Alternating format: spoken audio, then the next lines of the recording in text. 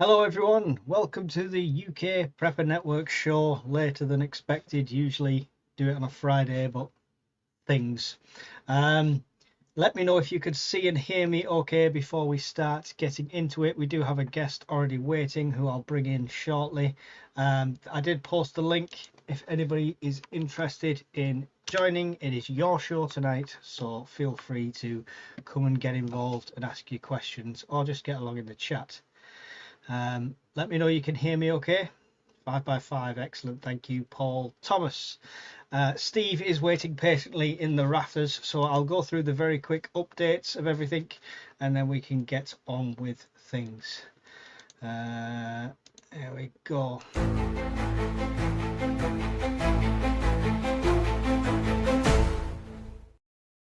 Right, so network growth is always our main story. The channel itself, 1.3 million views, 110,000 watch hours, 329 Discord members now, all in there, 22 of which are gold supporters who are absolutely awesome, who keep the network going.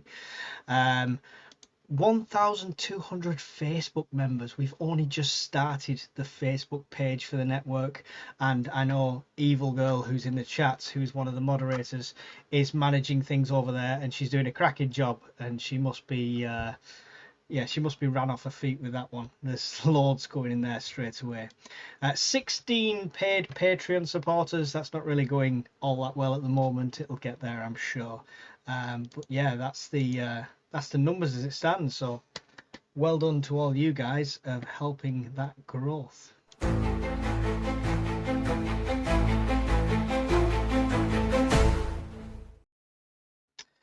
I hate to repeat myself, but the only one on the cards right now, officially, is the Scottish Prepper Meet 2026, 28th to the 31st of August 2026, Bush of Views, same location, £35 per pitch, and that's for the 3 nights because it's the bank holiday.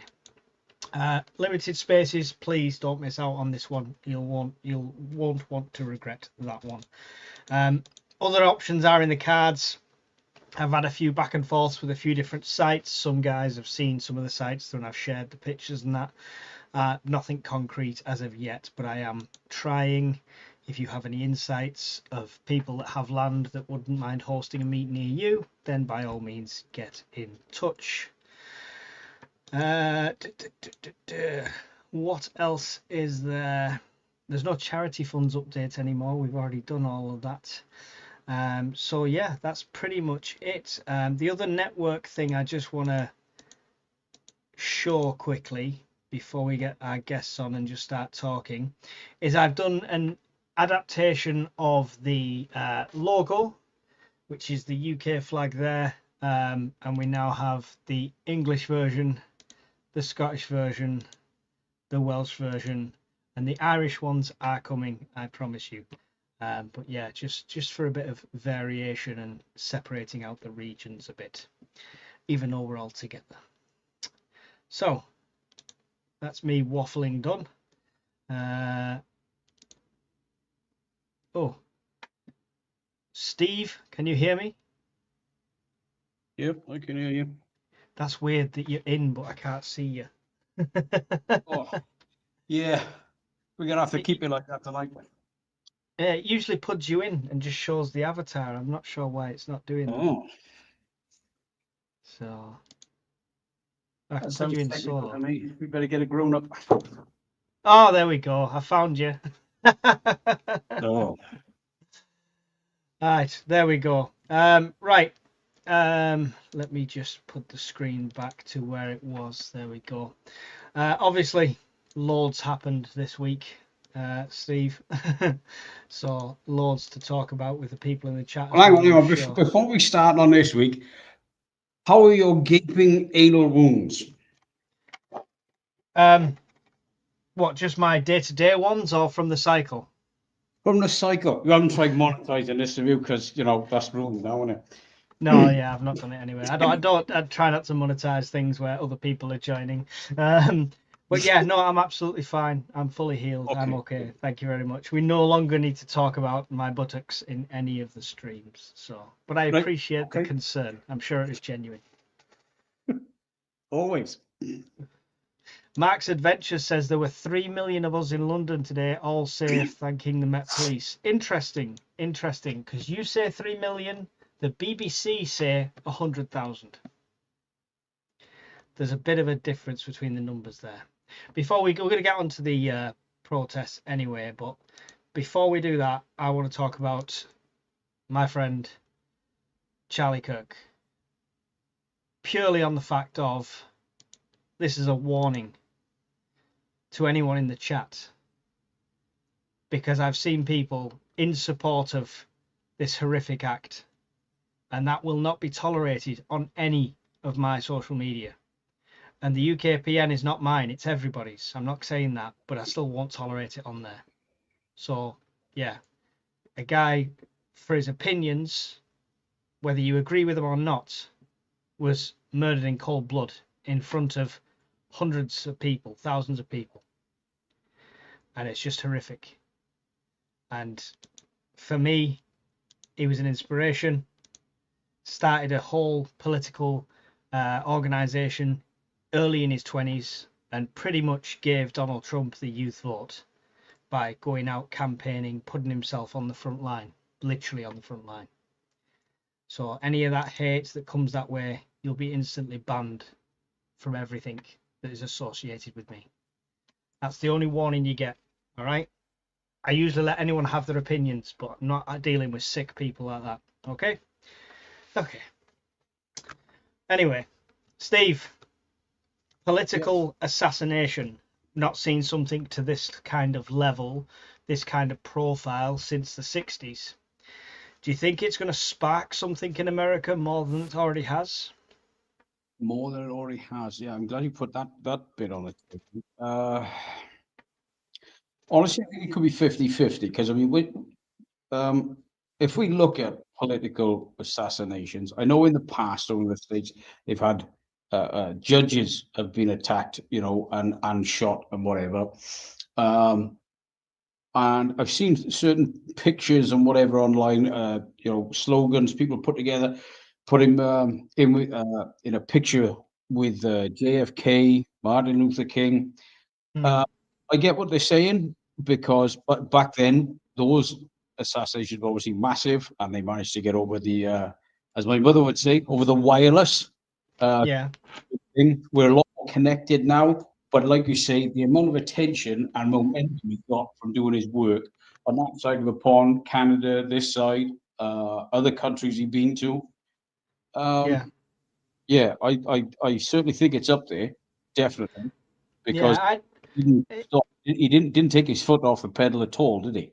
So no, and I'd seen his debate stuff with students and stuff, and I find it very yeah, admirable that, like, there's some people that are far right and far left and stuff like that that will only hear their views. yeah, Whereas if I invited you up, for example, on here and you were extremely left wing, we could argue, talk, and discuss it, right? It's giving you a mhm, platform, and he did that for so many people that would have never had a voice and never has reached as many people as they did, and he gave them the opportunity to speak their mind, which yeah. is fully There's a admirable and lot stuff of like that. I saw a lot of his videos beforehand, but I really started following him when it was the run up to the last election, and his coverage beat any of the major news corporation coverages on his podcast. It was a group of them, and they covered the election, so I followed that pretty much all the way through the night. So he's a true servant, to be honest. But yeah. I mean, there's a lot of platforms out there, left wing and some, you know, far left, whichever side I land on, who only have their side of the argument. Their what they call their echo chamber. They won't have anybody else on their platform with a different attitude or turn of phrase or you know outside their bubble, which is quite sad. Because how do you exercise critical thinking or test your belief in something if it's never challenged, it's only echoed, and everyone's patting you on the back? You exactly, and this is the you same don't get people. stronger at something. This is the same people that want to rip down statues, that want to erase history. They want reparations for something that happened 300, 400 years ago, like that makes a difference to their life right now. Yeah, It's just, if you wipe your history and you forget your history, you're destined to repeat it. It's as simple as that. definitely. Yeah. If you don't like something in your history, your nation's history, or another nation's history, don't read it then. It ain't going anywhere. It's not going away. You've read it, you don't like it, you're ashamed of it, you're angry, whatever. Then close the book, give it to somebody else, go put a kettle on, forget about it. But it's just what's convenient to their agenda at the time, right? Because Yeah. they're deeply offended by all of this, but nobody's attacking the Italians for Roman nation conquering the entire world and enslaving half the world, are they? Yeah. It's Or the Greeks. it's yeah, exactly. I mean, Yeah, it's absolutely ridiculous. Um, nobody's taken a shot at the Greeks because Alexander the Great decided he wanted to prove the world was a bit bigger than what his teachers taught him. Nobody's having to go in for that, are they? You don't see India ringing out Greece and saying, "Hey, a few years back, you kind of had a go at us, and you did some rude and nasty things to us. I think you owe us a few quid." so we're changing your name by default in all the history books to Alexander the Nasty. Well, no, we're going to change it to Alexander Patel. We'll do it that way. Let's really get things going. Uh, yeah, it's daft. I mean, you can go on about it for ages, but the simple factor is, it's in the past. If you don't like it, then the only way to ensure it doesn't happen again is to learn from it. You can't Yeah. learn from something if you've erased it and pretend it doesn't exist. Yeah. It's really it. My worry is the left used to be purple hair and chants, and now it seems to be getting more and more extreme.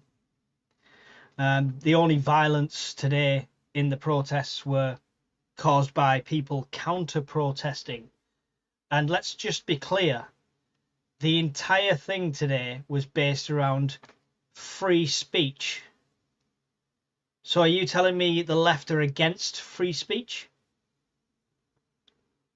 What are they counter-protesting? Do they even know what they're counter-protesting? Or is it just, oh, we heard the name Tommy Robinson, so we're going to organise 300 coaches to go and disrupt whatever he's doing? He could be feeding the homeless and they'd still counter-protest it. Yeah, yeah. I mean, the guy doesn't. I don't think he even lives in this country now, does he? Or he's back and forth. I'm not 100% on that one. Yeah, But well, he had to go to Spain for a while for his basically threats to his life and what have you. So yeah, to calm things down a bit, maybe. Yeah, I mean, the guy's a polarizing figure. I get that. People of late, they drag up the EDL. EDL's been dead for about a decade. Come on now, try and wake up a bit. You know what I yeah, mean? yeah. There are It, other organizations out there that are way worse than the EDL ever was on both sides of the argument. So, like you say, when they want to counter protest, okay. And when you see some of these interviews, they get stuck, so they get really angry and just chant the default setting. Nazi It's scum off our streets. Yeah. yeah, All it's right. what do they call it? I used to know someone at work in a call. They call it the door script. If in doubt, just go back to the door script. Whatever seller to the table, what you're trying to sell. If you can't answer the question, just go back to the script and just Yeah. just read it until he gives in and buys it off you. Uh, it's uh, it's it's troubling because I use the term loosely now. Some of these people are educated like higher education, where it's very expensive and time consuming to go. And they, they have to take out loans to learn to just repeat the same slogan. In honor of my friend, college is a scam. You know what? 10 years ago, I wouldn't have fully agreed with you, but in the last 10 years, I've learned a lot about that. I didn't go to college. Lots of my former friends did. I joined up. It was way more fun, earning money, drinking beer, chasing women, and blowing things up. Way more fun. They don't teach you that in college, kids. Woo! You're skint, you live on pasta, and you don't get to blow nothing up. But Hopefully. yeah, well, it depends what you're studying. But if we're gonna, well, not drag out the point about higher education. If you're learning a trade or something that is worthwhile and you have gainful employment or can maybe grow a business afterwards, go for it. If you're gonna do a 4-year degree on gender studies, spoiler alert, male and female, done. Just saved you 5 grand. I Follow mean, this me was. for more financial advice. I mean, that was Charlie's point, and a lot of it was like he wasn't saying universities shouldn't exist and colleges shouldn't exist. You know, we need doctors, we need higher education people, stuff like that. What he's saying is the majority of people go through it and they don't study something they're gonna do. They don't study something that is relevant to real life. I know like recruitment people that they say requires degree on a job description, and they don't care what it is. They literally do not care what the degree is. Yes. Let me see. Again, we just go back in time a bit. Oh, there he is, look. Mr. Universe, Mr. Scotland himself. Hello, mate. How's it going? I'm all right, mate. I'm guarding the coffee pot. I'm guarding the Pepsi. That's because you're a man for a job, right? You're a man for a job. Probably not the person you would leave in charge of the Pepsi, to be honest. Not if you want stock control. So, not to say anything about my life at the moment, but I'm guarding the 49p Lidl's own Coke. That's still better than the normal shit that you drink. Yes. No, we were just discussing how good the education system is, Brian. Depends what you do. I've got mixed views on it, to be fair, having seen it from all sides. I hated school, hated it with a passion. And then when I left school, I did my apprenticeship, which was 5 years, and then spent 4 years doing my City and Guilds 1 and 2, 5th year doing my tech, the ONC, then 3 HNCs, and various other shit. So 9 years all in because I'm a retard. But that was practical for mostly electrical mechanical shit and some management stuff. But I mean that's relevant to the career choice you've done. I Yes. think the point of college is a scam is they make them take, especially in the States, they don't, if you want to study, I want to study engineering, you don't just take engineering, you have to take 2 or 3 other courses, which That's might pointless. be gender studies and stuff like that, and they'll charge you for it as well on top of that. See, my 3 kids have all went to uni, and when they were trying to decide on courses, they tend to look at it arse for elbow. They'll pick a course, do the course, then try and find a job. And I said, look, you've got to spin it in its head. Look at the lifestyle you'd like, a job that you wouldn't hate, see what qualifications are required, then look at how many jobs are actually there. Because otherwise, you'll do a degree in, I don't know, modern English studies or something, and then come out and get 20 grand as a librarian for 40 years with 4 cats in the house. So, no disrespect to multiple cat owners or librarians, but if you're only earning 20 grand a year, you can't afford 4 cats. I'm just throwing that out there. Not anymore, mate. they're good hunters. But Right. no, it's got to be relevant because my son did a degree, he did an honours degree in business studies, came out and stacked shelves in Tesco's for 2 years. Couldn't get a job.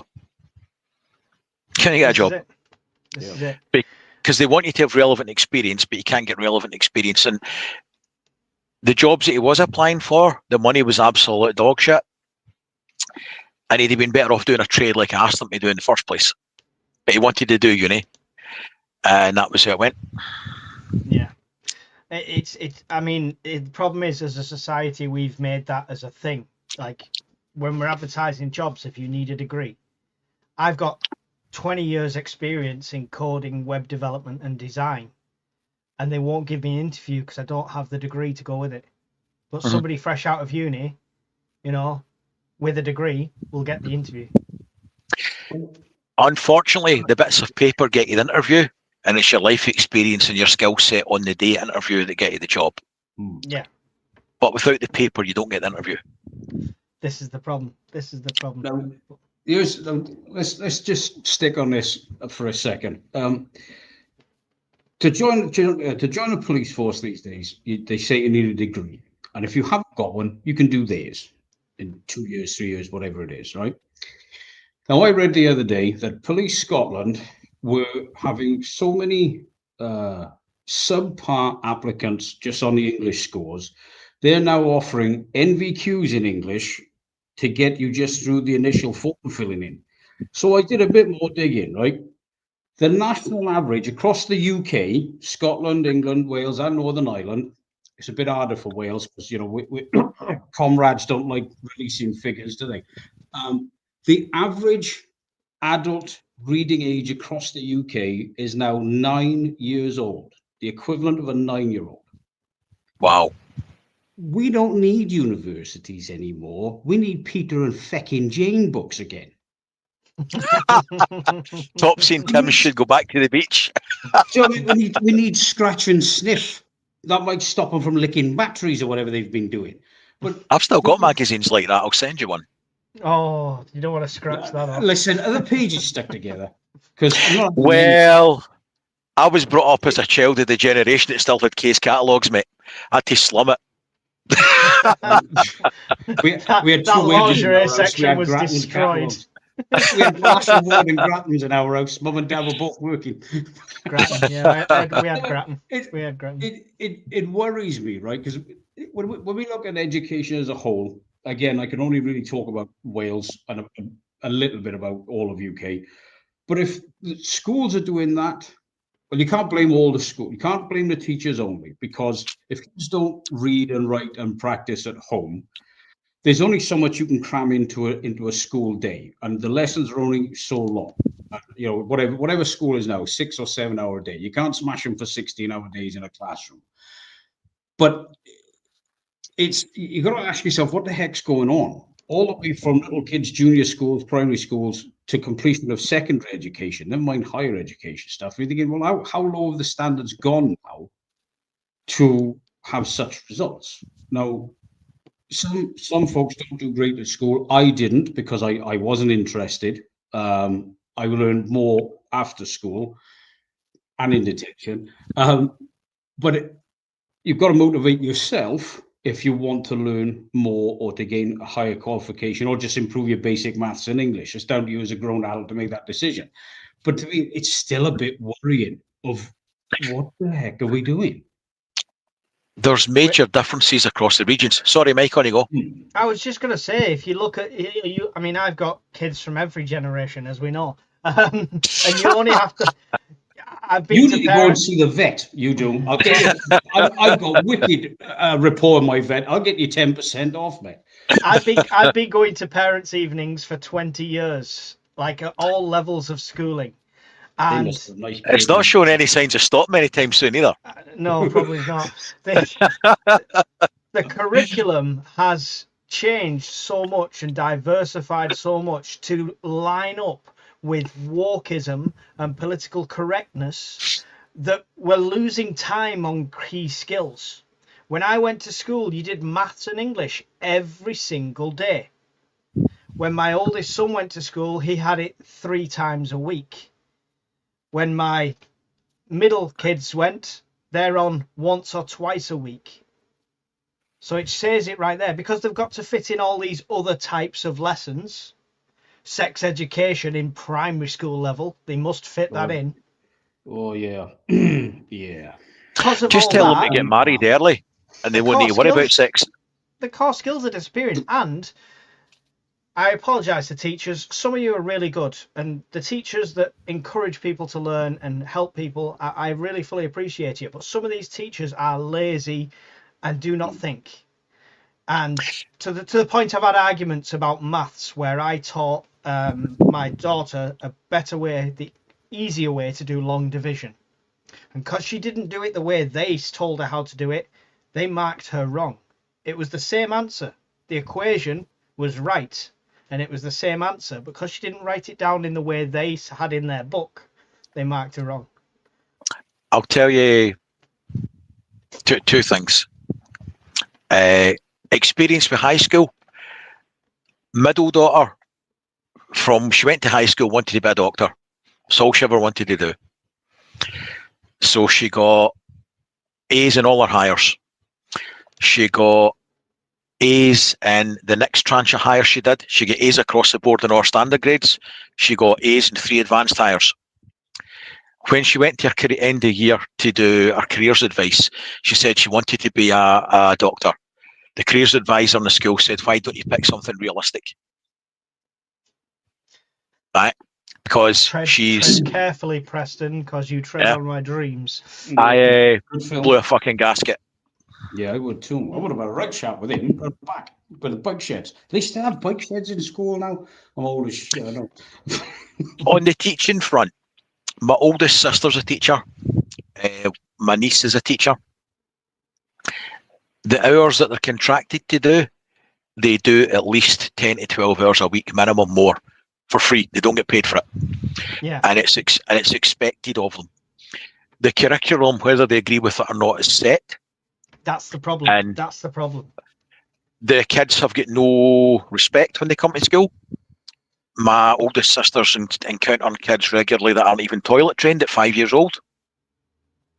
She routinely pays for food for them because they're coming.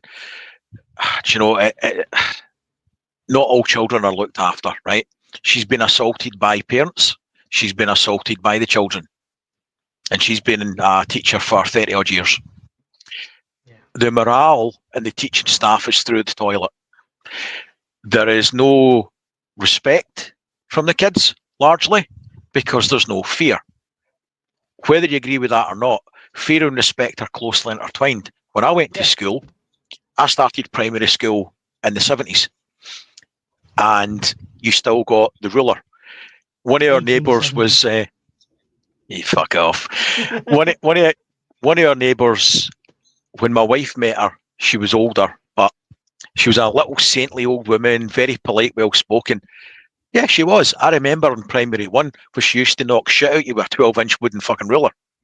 Mm-hmm. So, and there was no mercy.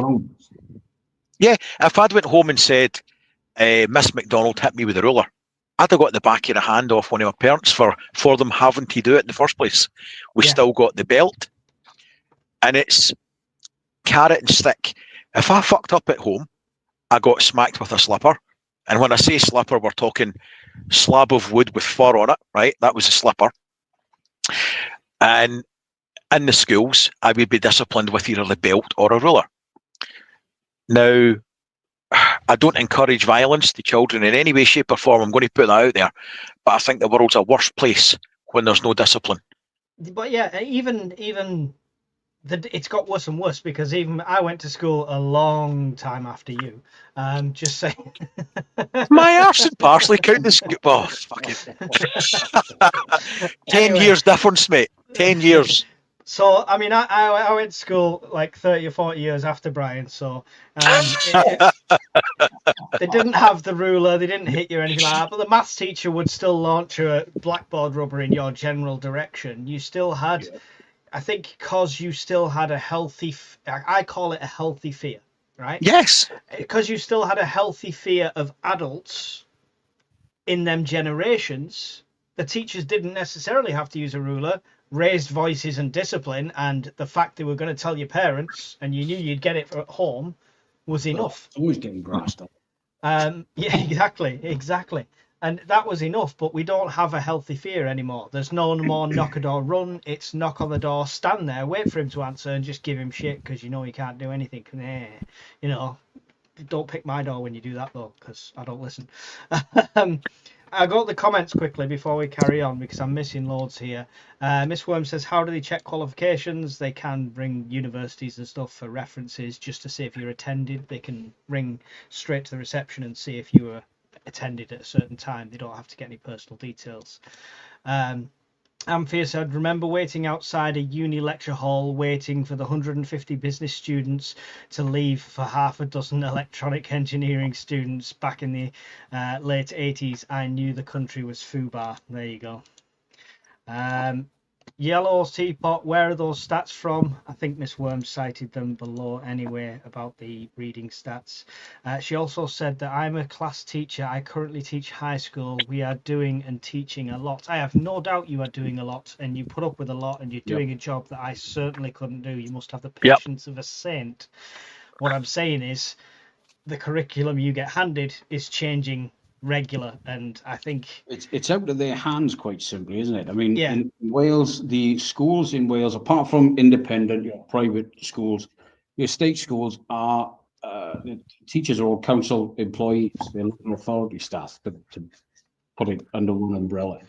So it's all government decided and controlled, really, what they get. For example, when we touched on earlier about sex education, they start at the age of 5 in Wales.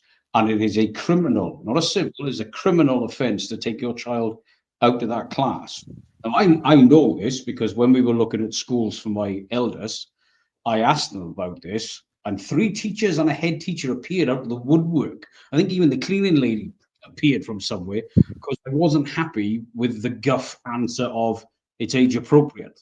And I said, well, don't you think that's my choice? You get to teach that to my daughter when she turns 5. Yeah. You tell me more. And they would not give me an answer. They just went to the default answer of it's age appropriate. That's when the head teacher stepped in and said, I have to remind you that it is a criminal offence to take your child out of that class. And I said, hold on, what? You hang on, go over that again. Hello. Hello. Yeah, he is. That's Hello. the busiest, hardest working man in Wales. That is busiest man in Wales. You're thinking of the other Lee. Oh, sorry. How you doing, mate? Not too bad. Yeah, pretty good. I thought that was you. It was down in London today by the pictures. That's why I was saying be careful. No, it was a lad I know. We were supposed to go down, to be fair, but yeah, I had to work and a few hours had to pull out. But yeah, there was supposed to be a group of us going down, but just a couple went down the end and they sent me pictures back. Yeah, You're looking very sophisticated with the glasses on today. I thought you were going to read the fucking news. Well, I brought my usual pair. Yeah, I brought my usual pair, but these are my spares. Yeah. Lee, did you go to college, university? Well, an army apprentices college. You can class that as a college. So I joined the army at 16, and it was because I'd done a trade. It was at an army college, army apprentices college. Was that the Harrogate one? No, it was an Aldershot. Yeah. Aldershot, right? Okay. Yeah. Cool. All right. Yeah, we're just discussing the education system, and because obviously we lost Charlie Kirk a few days ago, and his thing was college is a scam, and then we're wondering where all this left manifesto is starting to come from. Yeah, I'm just. Can you hear me all right, guys? Yeah. All good, mate. Sorry, the mic is. We can hear you fine.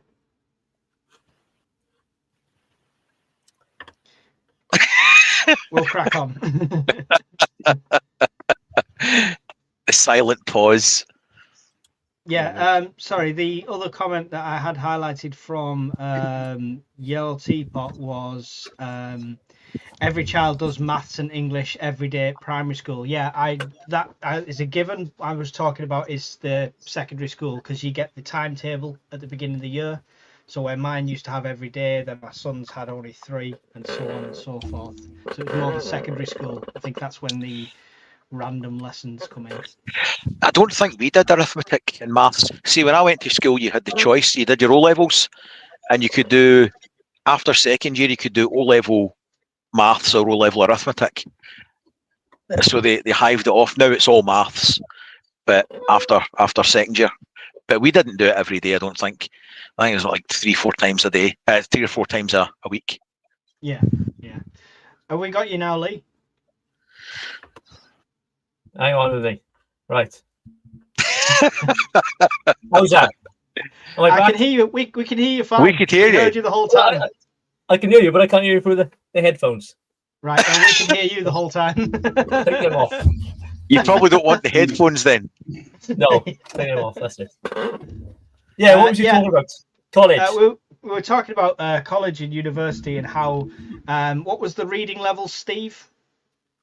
Across the UK, the average reading age for adults across the UK is now 9 years old. Yeah, and we were just saying as we progress through school, like different ages, the English and maths has been a core, and then it's get less and less because they're introducing other subjects, shall we say? Yeah, I was speaking to someone in the shop yesterday. We were talking about this, obviously about Charlie and that, and they're pushing all sorts on the kids in school, and all left wing, obviously. Most of the teachers are left wing, and they're pushing environment, but green energy and all that. And instead of focusing on things that matter, I said, they should scrap a lot of the subjects in school and focus on reading, writing, and finance, and what things actually matter, when it comes to when they're leaving school. The problem is with teachers, the teachers, they go from school to university, back to school, don't they? They don't know what goes on in the real world. So we've got teachers. We've got teachers in the chat, just so you're aware. Well, that's the way I always looked at it. They go from primary school to high school, back to university, college, university, and then back to school again. So they don't know what it's like to earn money. It's like, as someone who gets paid by the government, you don't earn money, do you? You get your money you get is from the taxpayers. That taxpayers' money is from people who actually make it, who make money, who earn it. He's gone on so it's guaranteed. I remember going to my sister's graduation, right, in Derby, and it was years ago now, and it was recession at the time, and this big professor was there talking to all the kids. Most of the kids here who graduated probably working in Buddy McDonald's now or something, but he was saying, "Oh, don't worry about the recession. I've lived through 3 or 4 of them." I thought, well, hang on a minute, you're a fucking professor, you're a teacher, you never have to worry about your job. You've got a guaranteed job, isn't it? So what they're teaching these kids, I don't know, but I don't want to go on too much because I'll start effing him blindly. It's not even just the schools though. It's transferred into technical training as well, because I was on a site working and screaming into my phone. Oh dear. Yellow Teapot is a teacher. She's not left wing. It's not a personal attack against anybody. It's an opinion. Yellow Teapot. We understand that largely the curriculum's set by the government, and you don't have a lot of leeway. What I was going to say, so that went on this site, 3rd year apprentice, right? And he was supposed to be helping me on a job. So I'm looking at Kit, and he was there as the helper monkey to cut up anything that was knackered. So I goes outside and there's black smoke everywhere, and he's got a polyester round sling cutting up with an oxyacetylene torch. I'm going, what are you doing? Oh, Pete said to cut that up for you. Get a hacksaw, kid. Go and get a hacksaw. I goes back in, comes out 20 minutes later, and he's got a 3/4 inch thick chain, and he's trying to cut that with a hacksaw. And I'm watching this, and it was painful. He's trying to cut in both directions. He's got the blade in the wrong way. It's got hardly any teeth in it. He's using 1 inch of the blade, and he's leaning on it, and it's twisting and bucking. And I says, "You up for some constructive criticism?" Yeah. It's like, well, the blade's blunt. It's in the wrong way. You try to cut in both directions. You're holding it wrong, and you're using 1 inch of the saw blade. All right, go and get a saw. Go and get a hacksaw blade, and I'll show you how to use it. 3rd year apprentice, right? Yeah, yeah. And I'm showing him how to use a hacksaw. And I said, what do you do at college? Oh, I do my HNC. So depending what pathway they went mechanical or electrical for their HNC. It's like, no, but what about your core skills?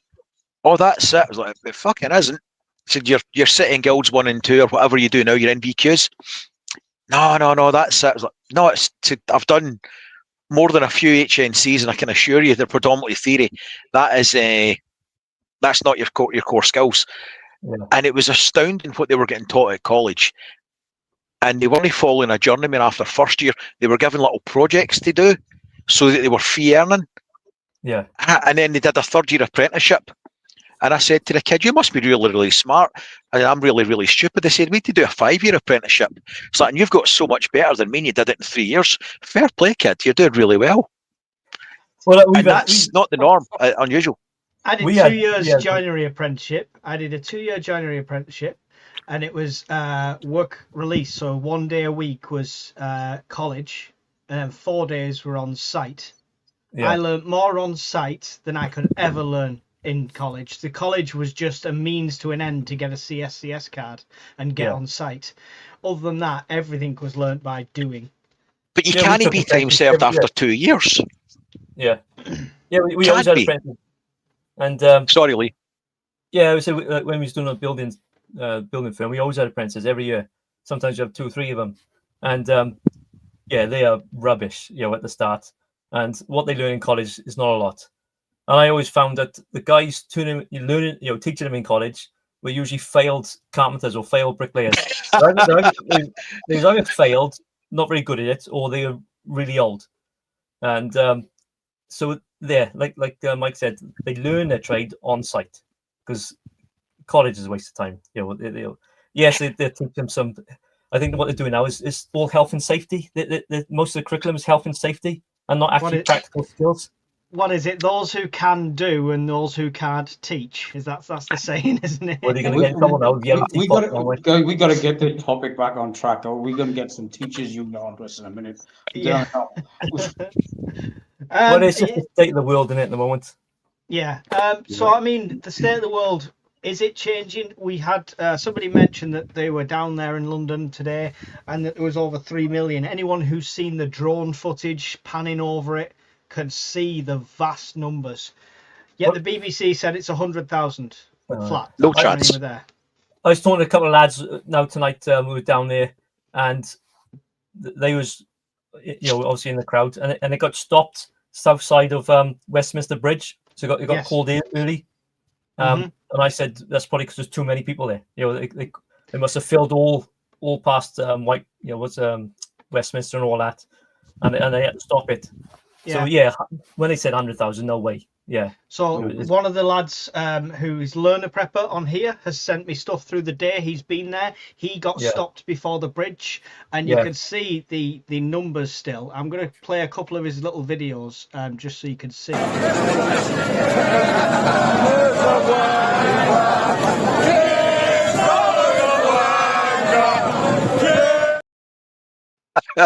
No idea what was doing.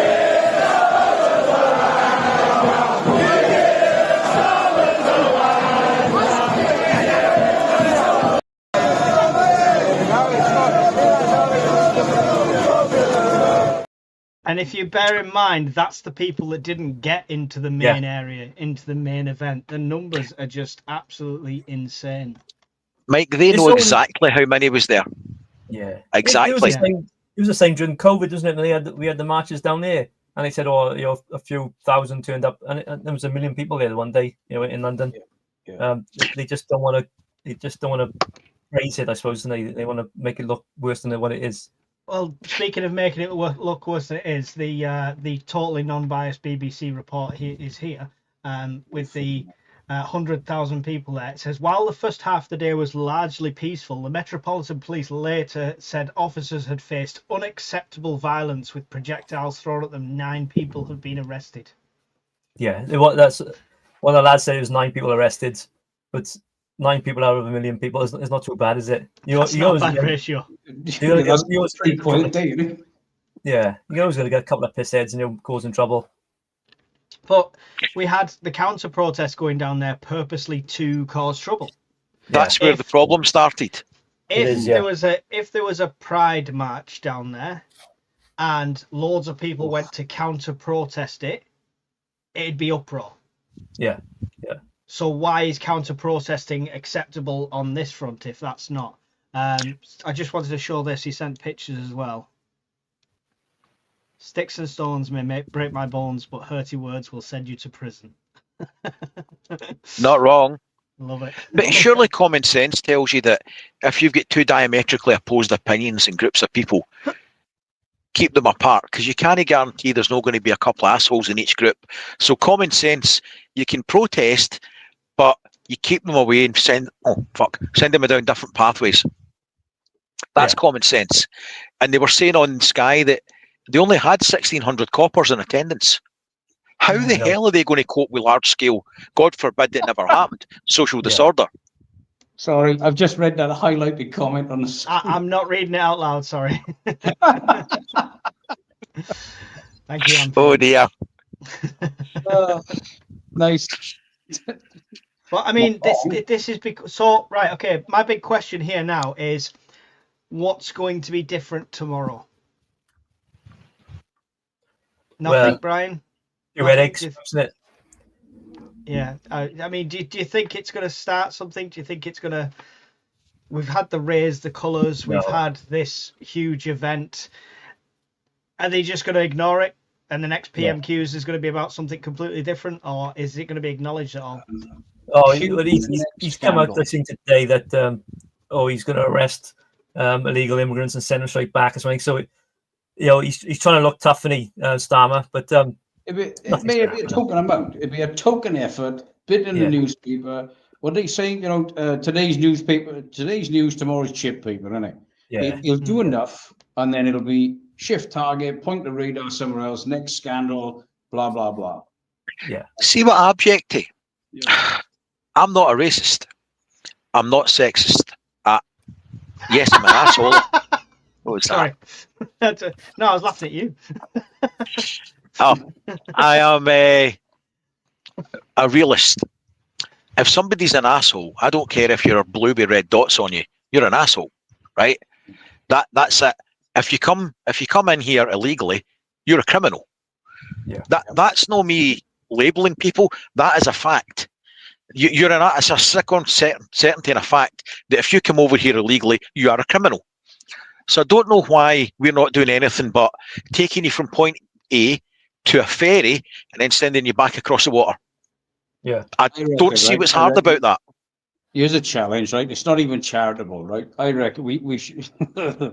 You've got to be right. They saying they're struggling. How do we deport them? Do this, do that, right? I reckon we should take 6 volunteers from anywhere in the country and tell them you've got a dozen phone calls each to make this happen.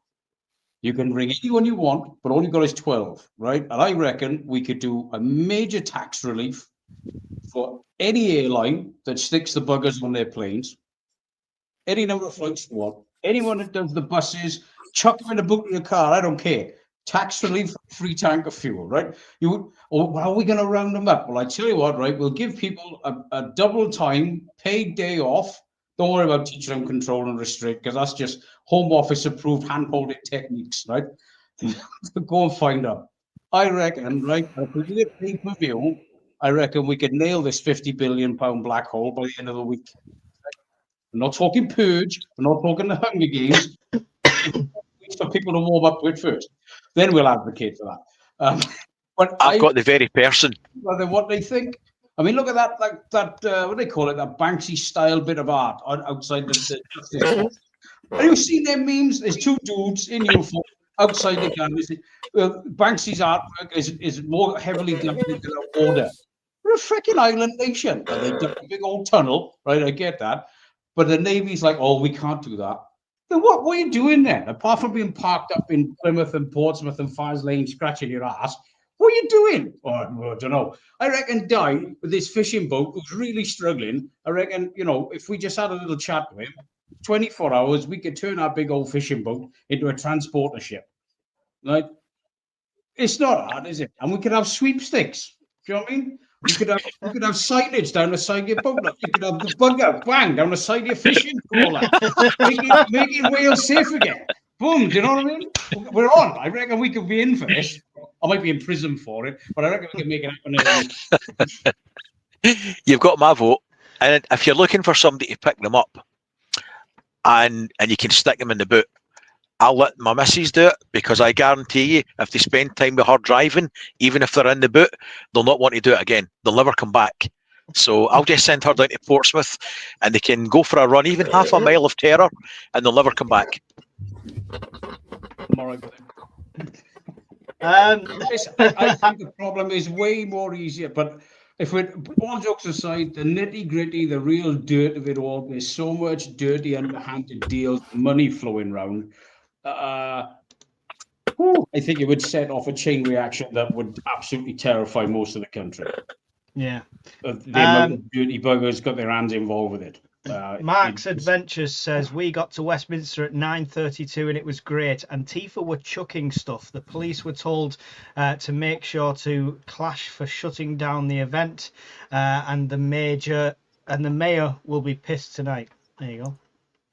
It's Antifa. They can't throw very far. But that's why they have to let them get close.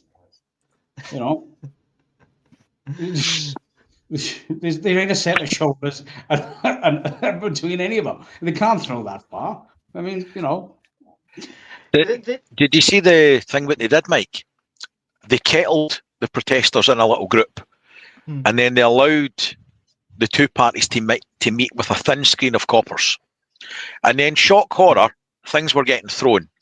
That gave the police carte blanche to get the batons out, and they were leathering the shit out of people from the protesting side, mounted police charges, and then, funnily enough, people were throwing even more shit.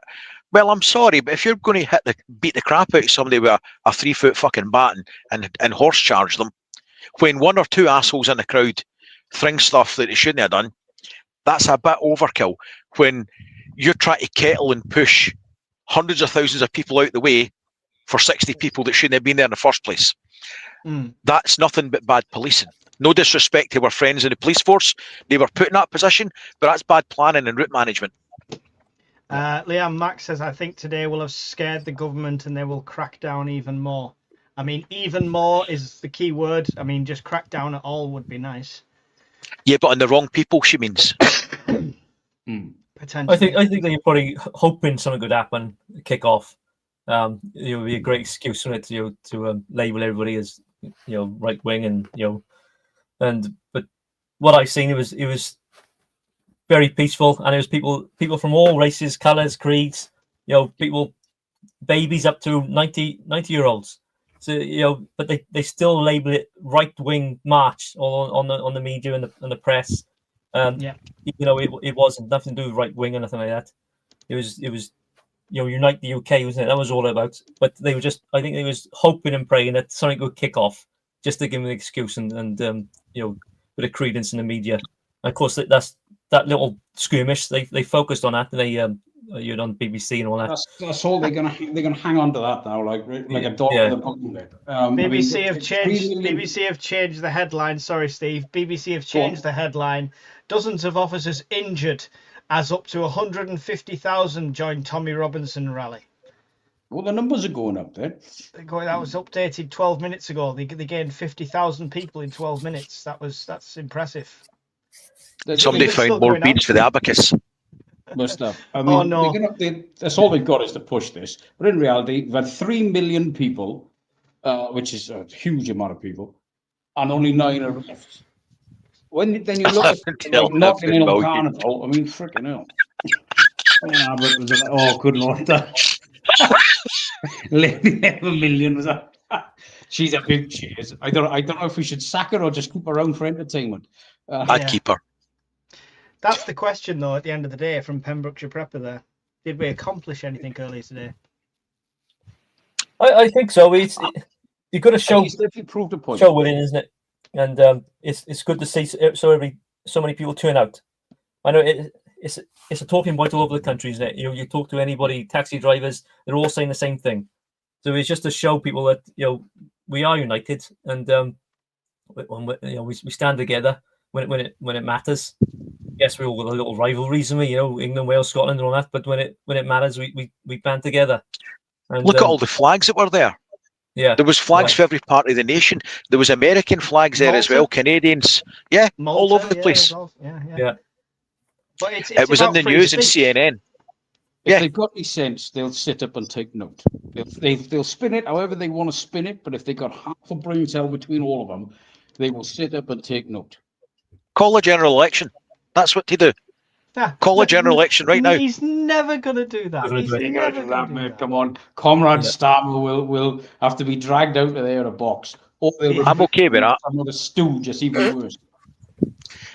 I mean, he's an educated man, right? He's not an idiot. So, what is so hard to understand the depth of feeling that's out there? I mean, I don't hear it. The only way you're going to get him out now is if the Labour Party get rid of him, vote of no confidence, because they will not call an election until they have to. Then that puts Lammy in charge of everything. Oh, it's game on then, isn't it? Woohoo! Free shit for everybody! Give them everything! Oh, good Lord. Is Lammy not Diane's kid? Yeah, no, it's yeah. I don't know what's been achieved. I hope it has made them sit up and take notes. But let's be honest, no effort that this government makes is going to be enough. I think we can all agree on that. Anything they actually do off the back of this is going to be thingy. The bigger question is this going to leak over into more? We've had instances of hate and stuff like that, and people saying that the raising the colours is, making them scared to walk down the street because they think everyone's a racist and stuff. Is this going to fuel something more? They use the words inside the protest, like the words revolution and stuff like that. Don't think so. Possible social disorder, yes, but that would largely be opportunities. That, let's be honest, every town's got a cohort of assholes that'll look for any excuse to kick off for violence, or, like we've joked about, there's a power cut and somebody steals a TV from a shop. Right? That's the mindset you're dealing with. Yeah. Sorry, I was just putting eye drops in Mrs. Urban Prepper. No, we had a local march as well today. Well, I say local, 40 minutes up the road from me in a town. Good few hundred people there turned out. So, it is nationwide, this movement as well. So I think whether it'll change the government's, ideas, I think probably not, isn't it? But at least the people's opinions, hopefully, perhaps people aren't going to be so afraid to fly the flag and march about, and, if they get brandished racist, they just shrug their shoulders at it. It's okay, who cares, isn't it? I'm proud of being part of Britain, and and this is what we want to do. But if not, did you see them all being? Sorry, go on. I was going to say, did you see them on the news, or not the news? Did you see them on the TV last night? All being interviewed, some from Reform, Conservatives, the Greens, and everything, and they had the audience asking them questions. And one person had said, "Why don't we have the Royal Navy just blockade the channel and turn them back?" And the answer they got was, "Well, we can't do that in case we bump the boats, and these boats are flimsy, and they could just fold in and collapse." And I'm ranting at the TV like a maniac. They can't be that fucking flimsy. There's thousands of the buggers coming over every year. They're three times the size of a normal dinghy, so they're not that flimsy. And the French are supplying them with life jackets, so don't worry about sinking it. It'll be all right. But that's the rationale. That is the rationale that they're using. We don't want to bump them or stop them or physically barrier them in case somebody falls in the water. Well, you know what? Fuck around and win big prizes. Don't jump in the boat then. I mean, you make a conscious choice to jump in the boat. Don't do it. You're talking like common sense is a normal thing these days, Brian. You can't take that for granted. Into somebody's country. Don't be surprised if you get an atomic level throat punch. Well, I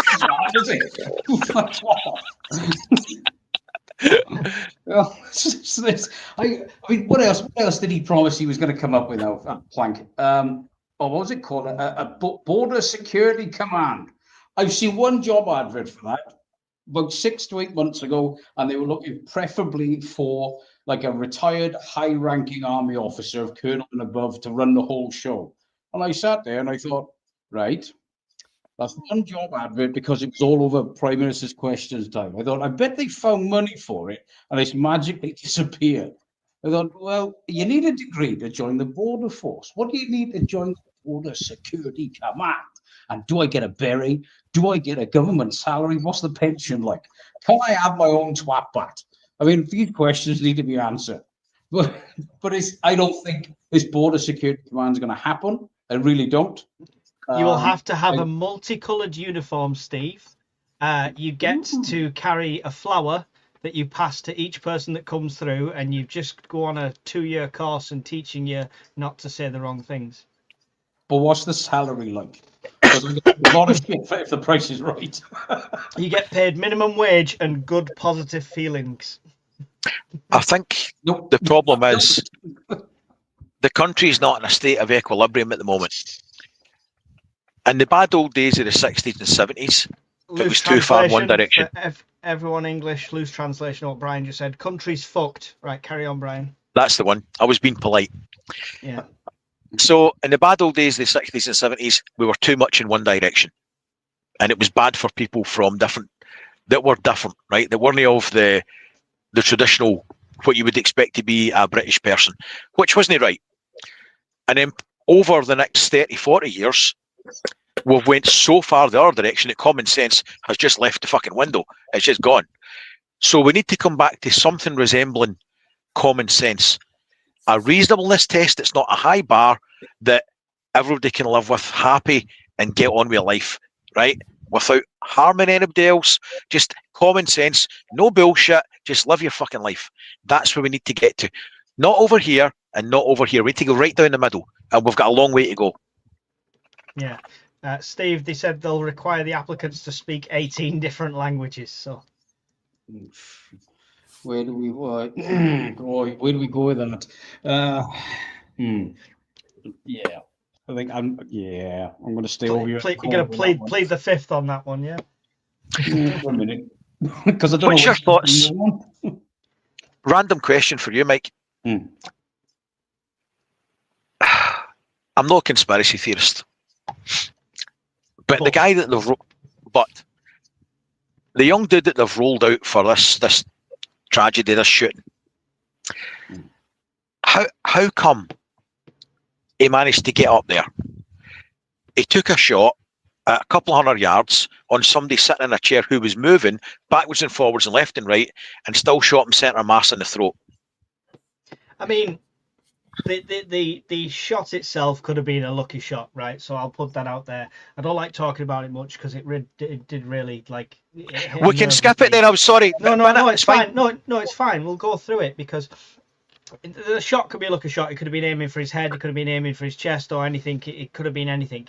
But people are talking about it like Charlie Kirk is Trump. You've not got snipers on the roofs. You've not got security doing full checks on these campuses and stuff. It's regular campus security. If you ever seen a campus security guard, he's like Paul Blart, mall cop, all right?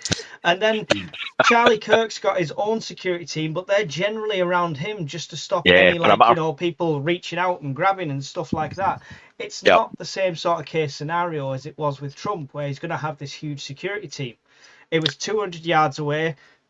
If somebody's climbing up on the roof, somebody probably saw it and thought, oh, that's a bit weird. But that's all you're going to get. It's not like you've got Secret Service on the scene. Maybe, that's his lack of security, but that's also his faith, maybe. His security I don't have an issue with because they're only going to do perimeter security around him.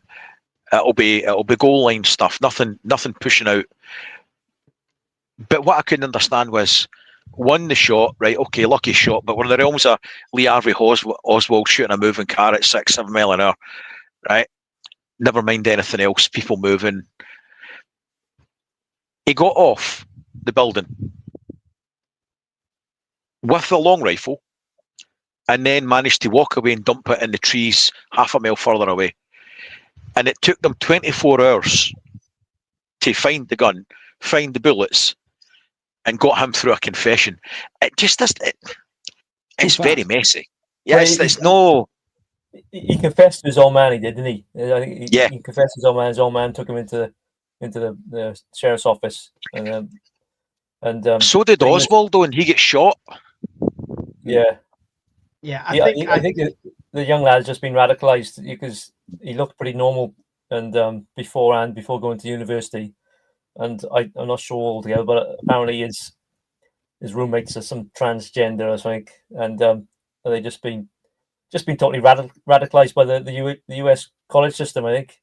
And he's been chatting on Discord and about doing it and whatnot, and organising the rifle drop and all that. Apparently, that's bonkers. So, yeah. So Yeah, like the shot 200 yards, you can hit. You didn't aim for his neck. Obviously, you wouldn't aim for the neck, would you? It was too Centre small mass. target. Yeah. But at 200 yards, the wind can easily affect that round. He knew what he was doing, the young lad. But unfortunately, he just totally radicalized, just totally brainwashed. Yeah.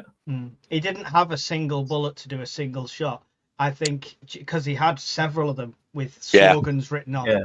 I think his general aim was to pile several bullets in there and then either go out the way that a lot of these people go out, or just do a runner after the fact. I think him himself was probably shocked at the initial impact of the first one, and that's why he went straight away. You think he just thought, oh shit, that went too well. I weren't planning for that. Drop things and so He could have been aiming to miss for all we know. He could have been aiming to miss and make a statement. That's for all we know. It could have been to make a statement. He gets shot at. They find all these casings with all these different slogans on. That makes a massive statement, and that could have been what it was. You don't know. This is the thing. There's so many factors we don't know. It's why I tend to. I tend to not look at the conspiracy theories this early on. I mean, it's more about respect for his family and stuff like that, and honouring the man. And down the road, we can look at conspiracies. But I think the day that JFK happened, I don't think you were looking for somebody on the grassy knoll on the first day. No, that's a fair point. I think I worry about the effect it will have in public speaking. So he was willing to get in the roots and speak to people on a one-to-one basis and let them have their voice and have his say. I think this will see a reluctance on people to do not so much public speaking, but certainly there'll be public speaking behind probably sniper screens now. That'll be the way the world goes for them. I think they need to look at the education systems, the college systems, the school systems. Politics should be kept out of education. Simple as that. I talked to a lad in the shop the other day, and his kids go to a local high school, Brecon, and one of his kids questioned some of the logic. He was talking about bloody green energy and wind turbines, and he was trying to give her a counter argument. Well, since then, the young lads, all his grades been going down, and he's been ignored by the teachers, right? Because the teachers have got this certain bloody mentality, and politics should be kept out of education. Simple as that. Like this young lad, he wasn't born to be a murderer. He's been twisted and his mind's been brainwashed, I think. And that's what they need to hit. They need to hit, hang on a bit. If you're a teacher, if you're educating these kids, your opinions and your politics, stay out of it. You're teaching these kids to learn, to read, write, and whatever they're doing, not to ideologize, and turn them into bloody murderers, isn't it? That's what I think. Yeah. The green energy one it's not even just the schools that's been floated. It's in mass media. The sums don't add up. It's absolute bollocks. And if you actually try and drill down and have a decent conversation about it, nobody wants to know. I'd shared one in the group chat, and then somebody shared it later on as well. Catherine Porter's last interview. She's very, very good, and everybody should watch her stuff. It's a pity nobody in government watches her stuff, because I've seen that. Yeah. We're heading down a dark tunnel with no fucking lights in the next 4 years, and we're happy clapping as we're doing it. I'm having arguments at the moment with the leader of Plaid Cymru in Wales over their policies, because they're going to ruin Mid Wales. They're putting massive 240-meter turbines on all the hills around here and running pylons through Mid Wales, and all because there's investment companies in Denmark and London are going to pay for it, and then obviously charge us for the electric afterwards. Nothing to do with saving the planet and all that. Is this the same people that didn't want to build a motorway through Wales because it'd ruin the scenery? Yeah. Do you know, it's worse than that. They're not even charging them for producing electricity. They're charging them. They're giving them curtailment payments for when it's no producing electricity. When it's too windy and we can't give it anywhere, we can't send it because the transmission network's not there. We're paying them, and it's went up 140% as of 3 months ago. The new deal. and they're rushing to get as many as they possibly can because Ed Miliband is pushing all these pockets full of cash for these companies to do it up until 2030. So it's like the bloody gold rush of the wind power at the moment in Wales and solar. Yeah, they're all trying to get on board with it. All these with 52 billion. Sorry, Mike, on you go. When you talk about the education system doing it and twisting people's minds and stuff like that, but the media has a part to play in this as well. Because if certain mainstream media channels in the States brandish Charlie Kirk as extreme right-wing evangelical blah blah blah and all this, that's what people are consuming from a very young age when the parents are watching the news and stuff like that. The same could be said for over here. I'd hate to think how many young people now are slowly getting radicalized against Farage because of the way they talk about him in the... Stop stroking me, Brian. You love it. Sorry, Farage, I'm scrolling up through there. Talking about him. Talking about every time they talk about Tommy Robinson, they call him a far right activist and talk about EDL, which hasn't existed for God knows how long. The media is pushing this narrative on these people. Yeah. And they've got to have some sort of responsibility for that as well. And Brian, you mentioned about bulletproof glass up when people go and do the speaking. I think there's potential of that, especially high profile ones, and fine if that's what they've got to do. But I think this might also have the opposite effect. I mean, people use the word martyr a lot and stuff like that, but I, for one, just me, somebody across the pond, other side of the world to where he was and the impact he had on that election, I will no longer bite my tongue on this channel. Be that somebody knocking on my door and stuff like that. If I have a view about something, I will say it. And I'll say that in public as well. And it's encouraged me, his sacrifice has encouraged me to speak out more. Why should I bite my tongue? Why should I try and please everyone that's on the fence by saying I'm not right or I'm not left or anything like this? I'll tell you why. Speak out. Well, it's encouraged me to speak out, and I think it'll have done a lot of that in America. There is so many young Charlie Kirks now, because of his campaigns through the college and because he got Donald Trump the youth vote. There's so many people. He started at like a very early age, in his 20s. He started Turning Point USA, co-founded it. There's so many people now that's going to be joining that, signing up for that, wanting to speak, wanting to put the point across. They think they've got a victory, the extreme left in this thing. They've done the complete opposite. They've just drove people to be heard now. Yeah. There's two parts to that. I don't disagree with you on the premise. I saw his wife's interview on the TV. Your heart goes out to her. Strong woman, your heart goes out to her. And she was right that it could start a whirlwind. They'll rue the day that they did this. That's in America. Where you live and where I live, you can go to jail for hurting somebody's feelings on an internet post. Where it's not the same. And I know, but people are slowly saying, fuck it.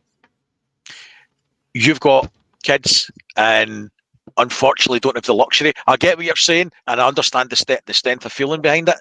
But in the cold light of day, what you actually think and what you can actually say in the oppressive conditions we're living under, you can't do that because you'll be in a jail cell. I'll choose my words carefully. I will try not to get on too many lists, but I'm just not going to be on. I'm just not going to be on the fence about it. If I say right, I'm voting for reform. If there's a general election called, I will push it. If you hate that, you can unsubscribe. I voted for them the last time. Guess what? I'm not making a living out of YouTube. It couldn't keep the lights on with the amount of money you make off YouTube. It generally couldn't. Lee will tell you he's got some good numbers on YouTube. It's not going to give you a livable wage anytime soon, is it, Lee? No. So it doesn't bother me anymore. That much. I get a comment saying, "Oh, I don't like your political rants. I might unsubscribe." Bye. See you fucking later. Don't give a shit anymore. This is my platform. You've come to my fucking platform. You're looking at me. If you don't want to look, turn off. I just want to say, if the tax man's watching it, I don't make any money off YouTube. Me neither. Business is terrible right now. It's terrible, Your Honour. I got accused the other day of... Sorry, Leon, you go, mate. I would say I agree. I think the gloves are off now. I think people are just hiding behind certain things and not too being not scared, but too worried about what they're saying to upset people. I go, fuck it now, innit? If you're upset, you're upset. I don't care about your feelings, and this is my opinion, and that's it. Deal with it. Yeah, That's it. That's all I'm saying. Yeah.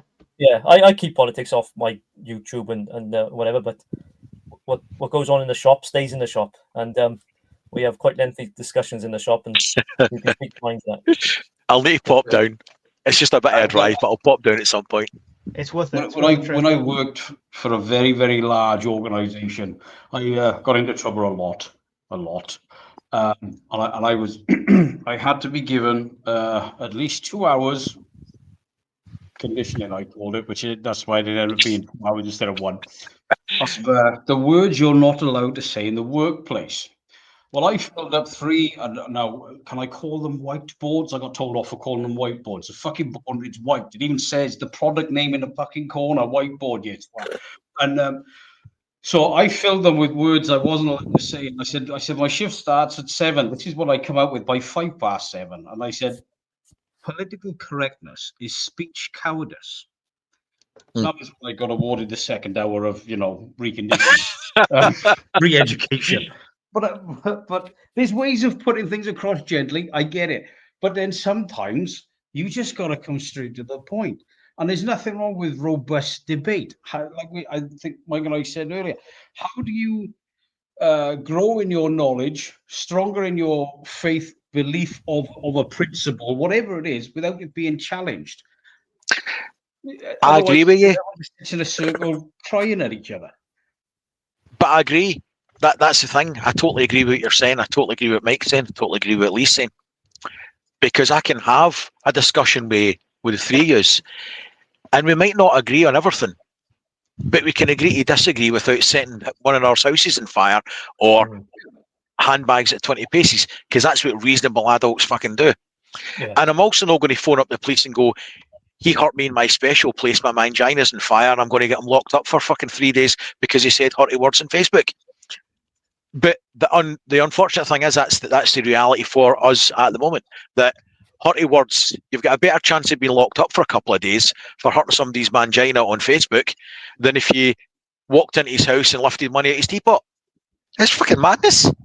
And I think, honestly, I think this leads... Sorry, Mike, go on. Sorry. I was just going to, on that point, I wanted to read a Charlie Kirk quote.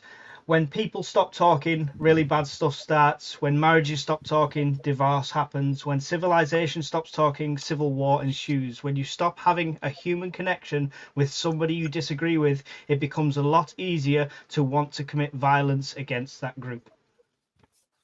Yeah. Well, I always disagree with that. Especially the far left. I always see if you don't agree what they say, they get very violent, don't they? They get violent. They're shouting and bawling and very violent, calling people all names under the sun because they can't have a rational conversation. They can't have an argument. If you can't see what their point of view, they're not interested. That's the way I see it. And people should be able to argue. Not everybody's going to agree on everything, do they? So argument and disagreement is part of life, I'm afraid. Yeah, we've disagreed on stuff on our own podcasts.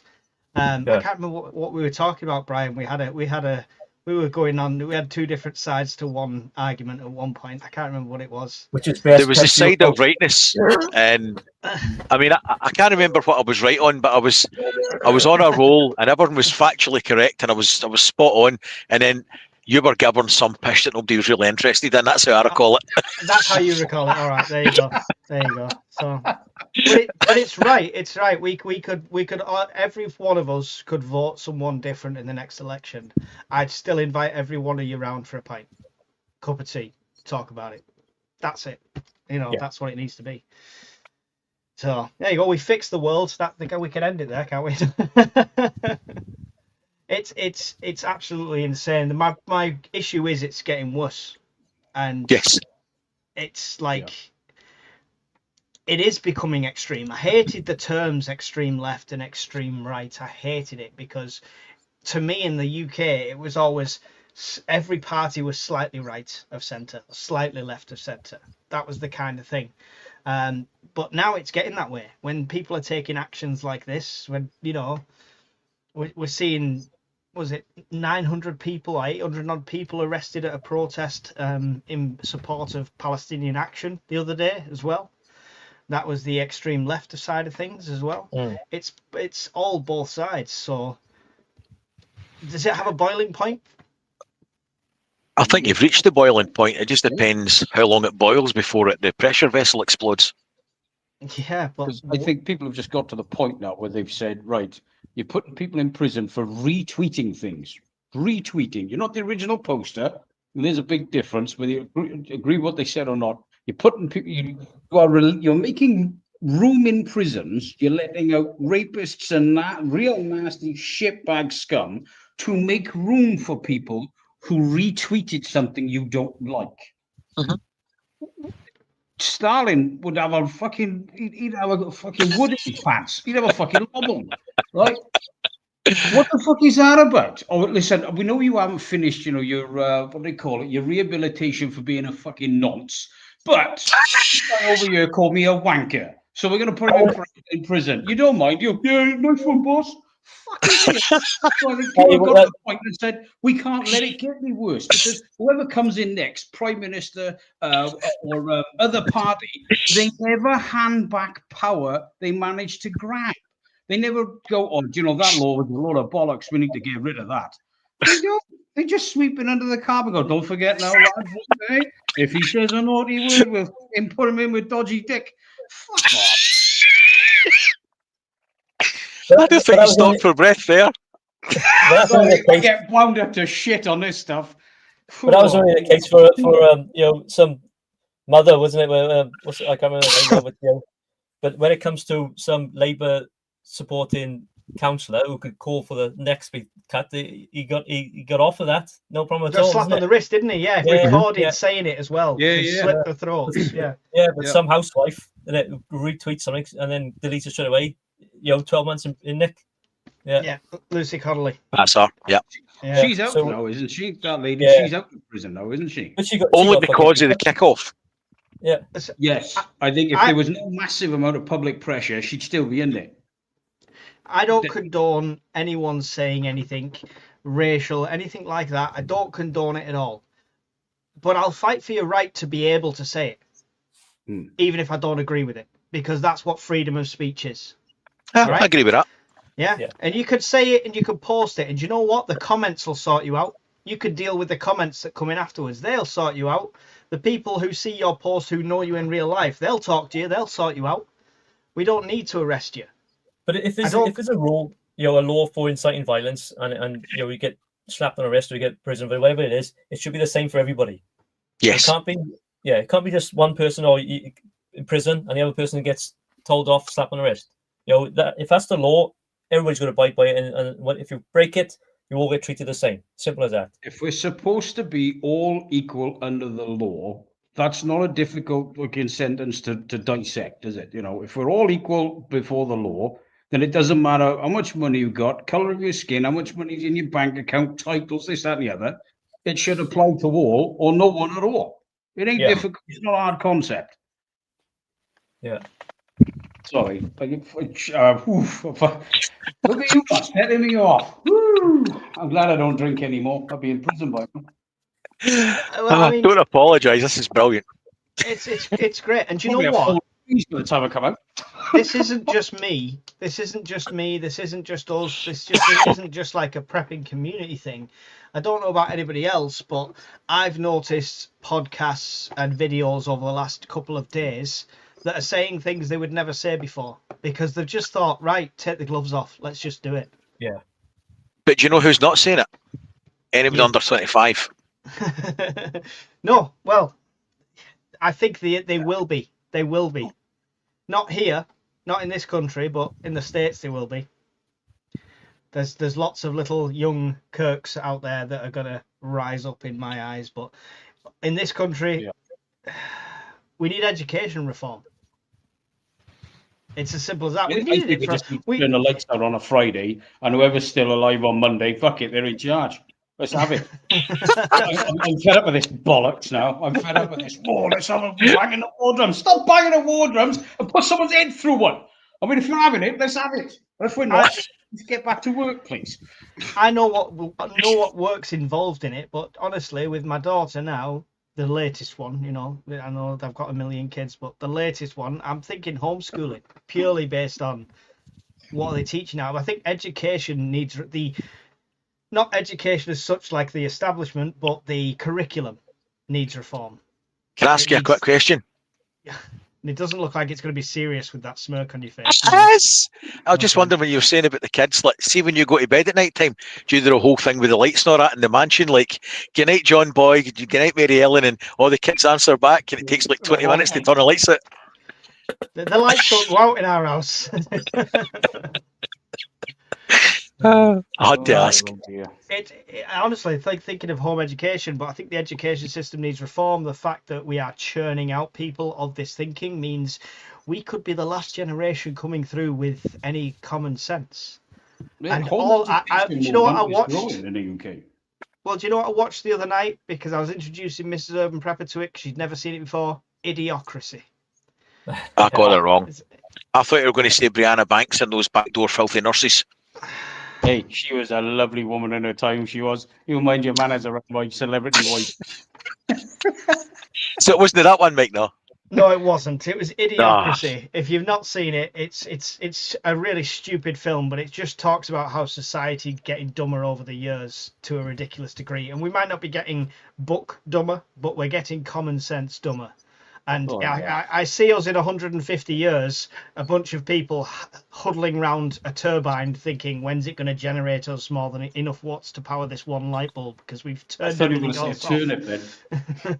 Well, I've seen it with my own kids, and daughter's just going to sixth form college now.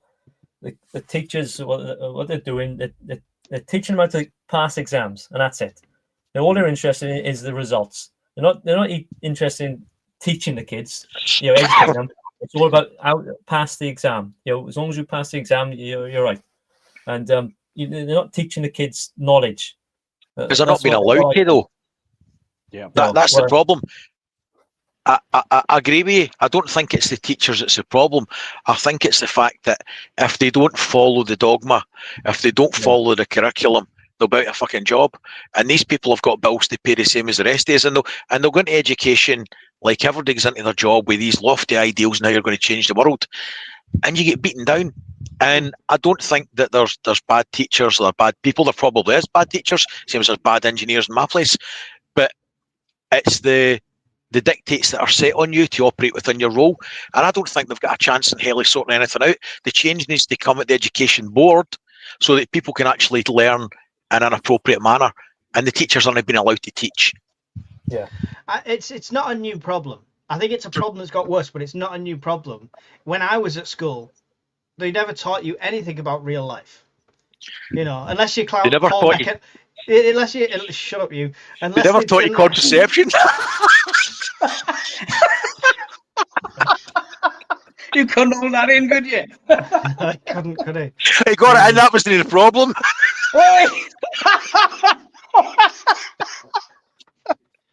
You try to do a serious podcast, and this is what happened. No, it's not a new problem. I was at school, and if you count an hour's worth of home economics to learn how to cut up some fruit and put it in a bowl and take it home for your parents to be disappointed in it, that was the fruit salad that we made in thingy.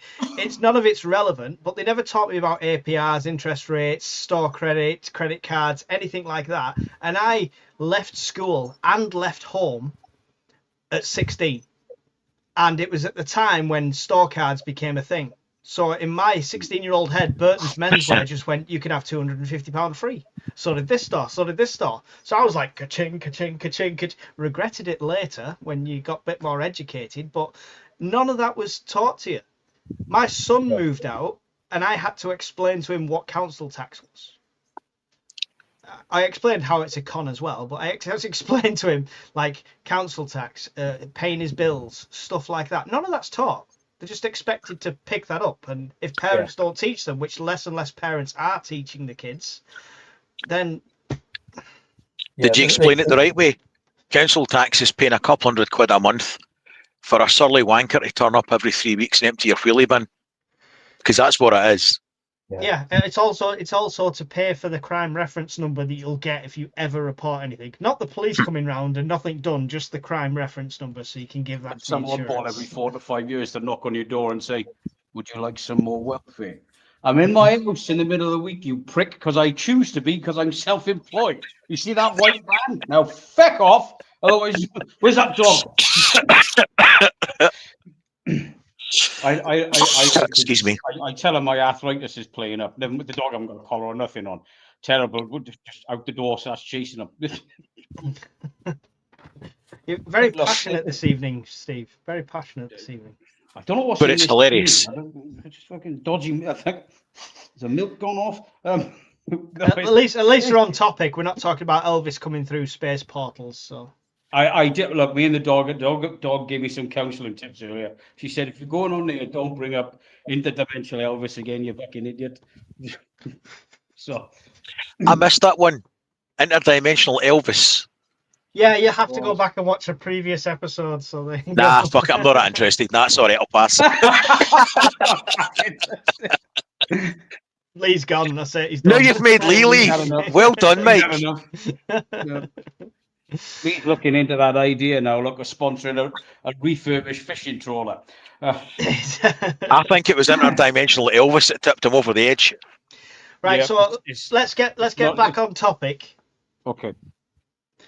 Because it is a serious one. Let's get back on topic. Half the nation's going to go home in my eyes now. And half of them are going to sit there and think, well, that was a good achievement and hopefully that'll change some things. And the other half's going to go home and think, well, what do we do next? Because nothing's going to change. That's the question. What's the next step? I mean, somebody said before there's no more protests now until summer next year. Is that all it is? Is it just every summer we'll all march around? Seasonal activity, like. Yeah, well, every summer we'll all march around, throw a few cans of Coke, and hopefully nothing will change again for the next 3 years. There's an extreme side to the right, whether we like it or not, that are going to want more action. To be honest, it's probably worth it just to throw away the horrible cans of Coke at least once a year.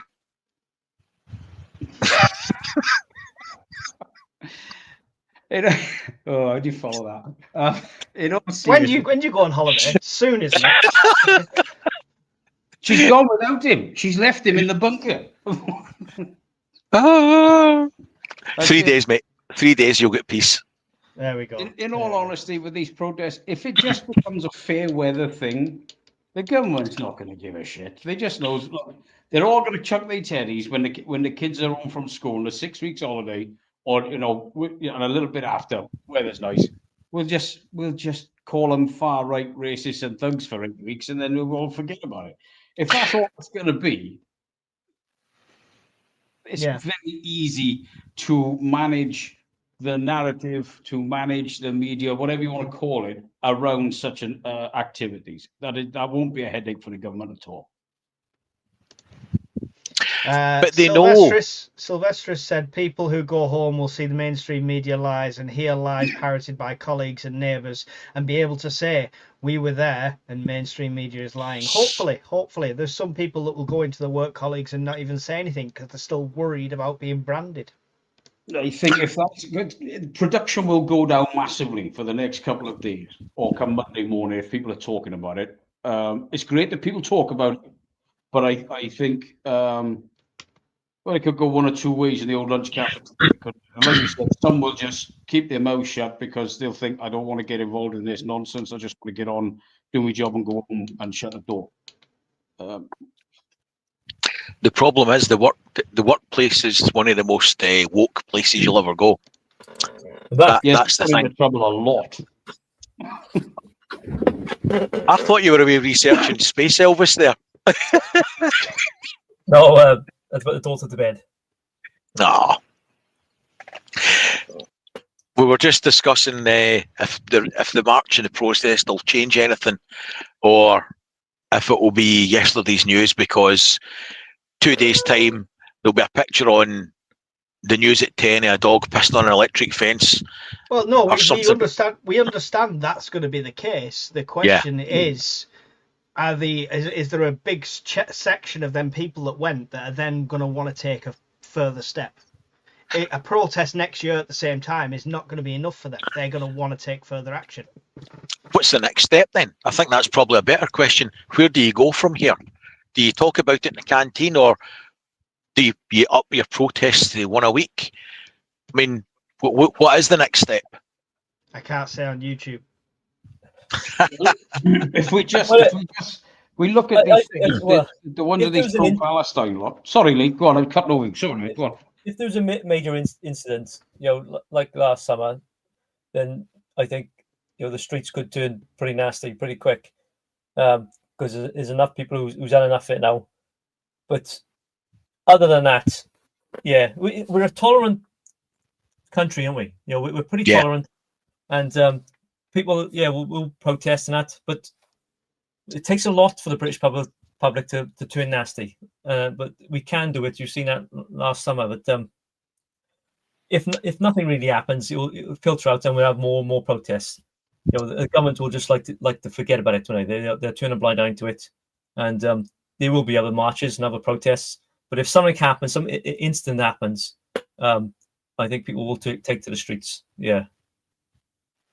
I mean, we saw that happen obviously with Southport with that tragic event, and it's only going to take another tipping point like that, right? Yeah. But these things are happening. They're being suppressed, though. Yeah. These instances are out there. These are ongoing problems. It's a cultural problem, and it gets buried.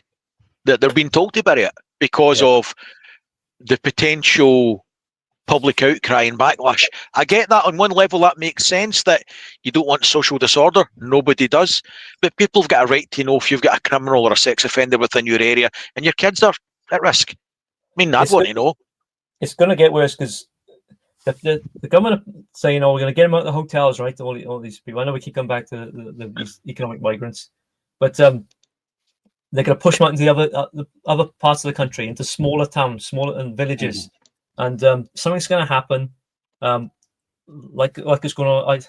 I don't really want to mention it, but I had a lady in the shop the other day, a young girl, 8-year-old, two bloody migrants. You two and two together. Guess what happened? Anyway, that's going on all the time, but the press aren't telling people about it. We'll get to a point where people have had enough of it, and they will take to the streets, and it will happen in small rural towns as well. Unfortunately, because they're going. I've seen it myself. They're getting pushed out to the other reaches of the UK, and like you upset a few of the people, the rednecks in the rural areas, and something's going to kick off. That's why I think it's going to get worse and worse. Yeah. What about the plans to move them into previously used military bases? We're like concentrating them into their own towns in that case. I prefer them to see in military bases. Keep them behind the lock and door. Yes. Behind security fences. Process them and fucking shoot them back out in it. Simple as that. They should not be out in the public. They're criminals. They're illegal. They won't lock the gates. They won't lock the gates. If they're illegal, right, they should be behind lock and key. Simple as that. They should not be able to be walking on the streets. In kids' play parks and all that. They should be behind fucking security fences, processed and be dealt with. I know he's like Marmite, Trump, and you either love him or hate him, and he does some things that are not great and other things that I go, actually, that makes a bit of sense. See, they put in the camps in alligator-infested Everglades, and they're locked up. They're looked after with food, medical attention in those clustered areas. They're processed, they're fast-tracked in those locations with judges on the spot.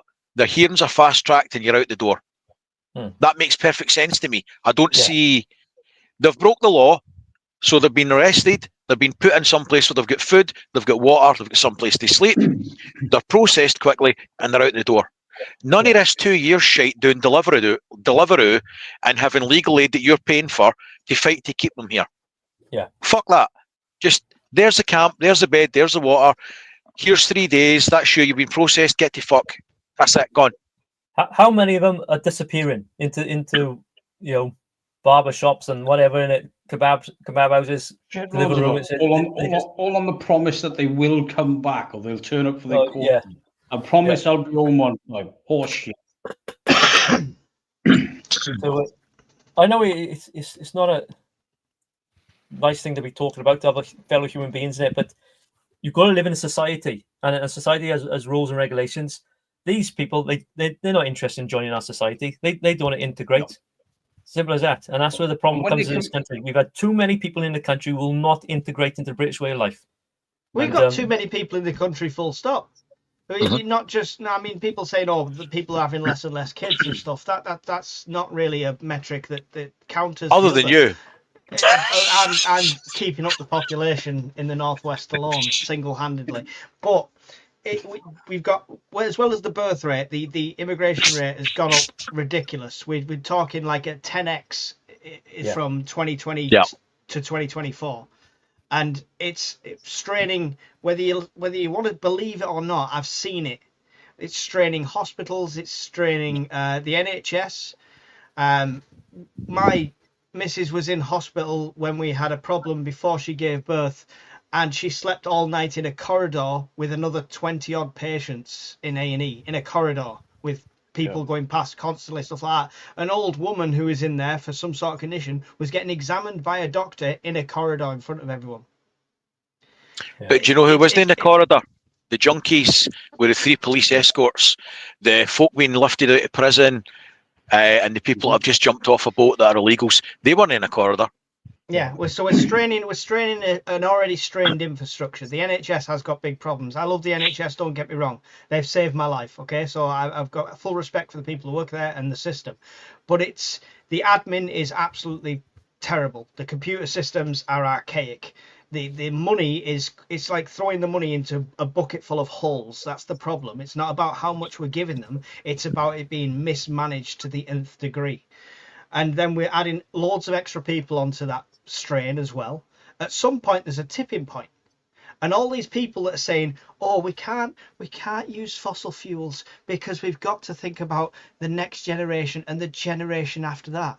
Well, think about the overpopulation for that generation. Think about the 1-bedroom bedsit is the only thing they can live in because there's nothing else. We can't build enough houses right now for our homeless veterans. Yet we're going to churn out everyone else's homeless into houses. It just makes no sense whatsoever. If you're protesting against fossil fuels for the future generations, think of what overpopulation will do to them future generations. We already live in a just-in-time country when it comes to food, fuel, energy, absolutely everything. Strain that system and it's brittle. But they demonise one demographic after another to justify why we're skint. So throughout COVID, we're happy clappers for the NHS. Then they ignore the fact that they've not a wage rise in 10 fucking years, right? And then it's the people who you were clapping for last week, the nurses, porters, all the rest of it. They're evil bastards because this vocation that they work in, those uncaring monsters who haven't had a cost of living wage rise in 10 years, how dare they ask for money? Wait a minute. It's a fucking job. They've got bills to pay. Of course they would like a cost of living wage rise. But they were demonised in the court of public order. And then the next one to get it is those evil cash-grabbing pensioners. Wait, what? What, you mean the people that have paid into the state for the last 40-odd years that you've mismanaged and spent the fucking money?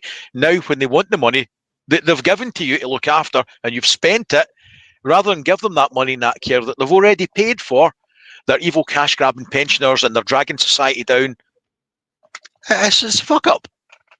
Yeah, they paid into it for umpteen fucking decades on the promise that they would be looked after. Oh, well, that wasn't us. That was a different party. Kiss my ass, this law, you son of a bitch. That one, apprenticeship waiting to be up to. I'm going to sit in the corner again with me and Elvis. But it's right, don't it? And then they turn around and they go, oh, well, we're going to have to raise the retirement age. Okay, what are we thinking? Whoa, 65. Oh, do you reckon you get 70? Oh, we better go 69. Piss off! You don't even give a gold carriage clock now. So you bust your like. Let's say somebody's in minimum wage or not much above it, and the however many pay rises of minimum wage for 50 years or whatever to get a state pension, if it even exists by someone leaving school now, by the time they retire, they better hope to live to like 80 something, right? Because retirement age will be past 70 by then, to get a crap amount, as we know, because the pound is devaluing constantly. You know, that's a separate animal, I know. But £100 of groceries 10 years ago, you ain't getting that now. You ain't getting this for £100. It's shite. And then you got, well, where would you like us to spend the money? I'd like to tell you where not to spend it, lovely. But you ain't going to agree with that. And then But Steve, falling apart. We're a rich country. It's not that we don't have the money. It's like Mick's analogy with the leaking bucket. We've got the money. We're just spending it in the wrong fucking places and throwing it good after bad. We do have the money. But what we don't have enough money is for criminals coming in here that shouldn't be here and then subsidising them. What we don't have enough money for is people who choose not to work, right? Not people who can't find a job. They should get everything flung at them. People who choose not to have a work, generations of families that choose not to have a job, right? Yes. Well, here's fucking food stamps. I'm not giving you money, and you can't buy fags, you can't buy beer. Maybe that'll motivate you to do a shift. I do think welfare should be for literally the essentials, A to B. And that might sound horrible, and I've said this to people's faces, and whoo, it goes up in the air. But it is fucking simple to me. If someone is unfortunate or they've got genuine reasons they can't work and they need real solid help, that's what Pepsi and food. For. Not for someone to take the piss and end up on more money than working. And I swear now, I've sat there and I've helped people do interviews for the security companies in the past. They said, look, sit in on your, just sit there and say nothing. That's difficult, I know.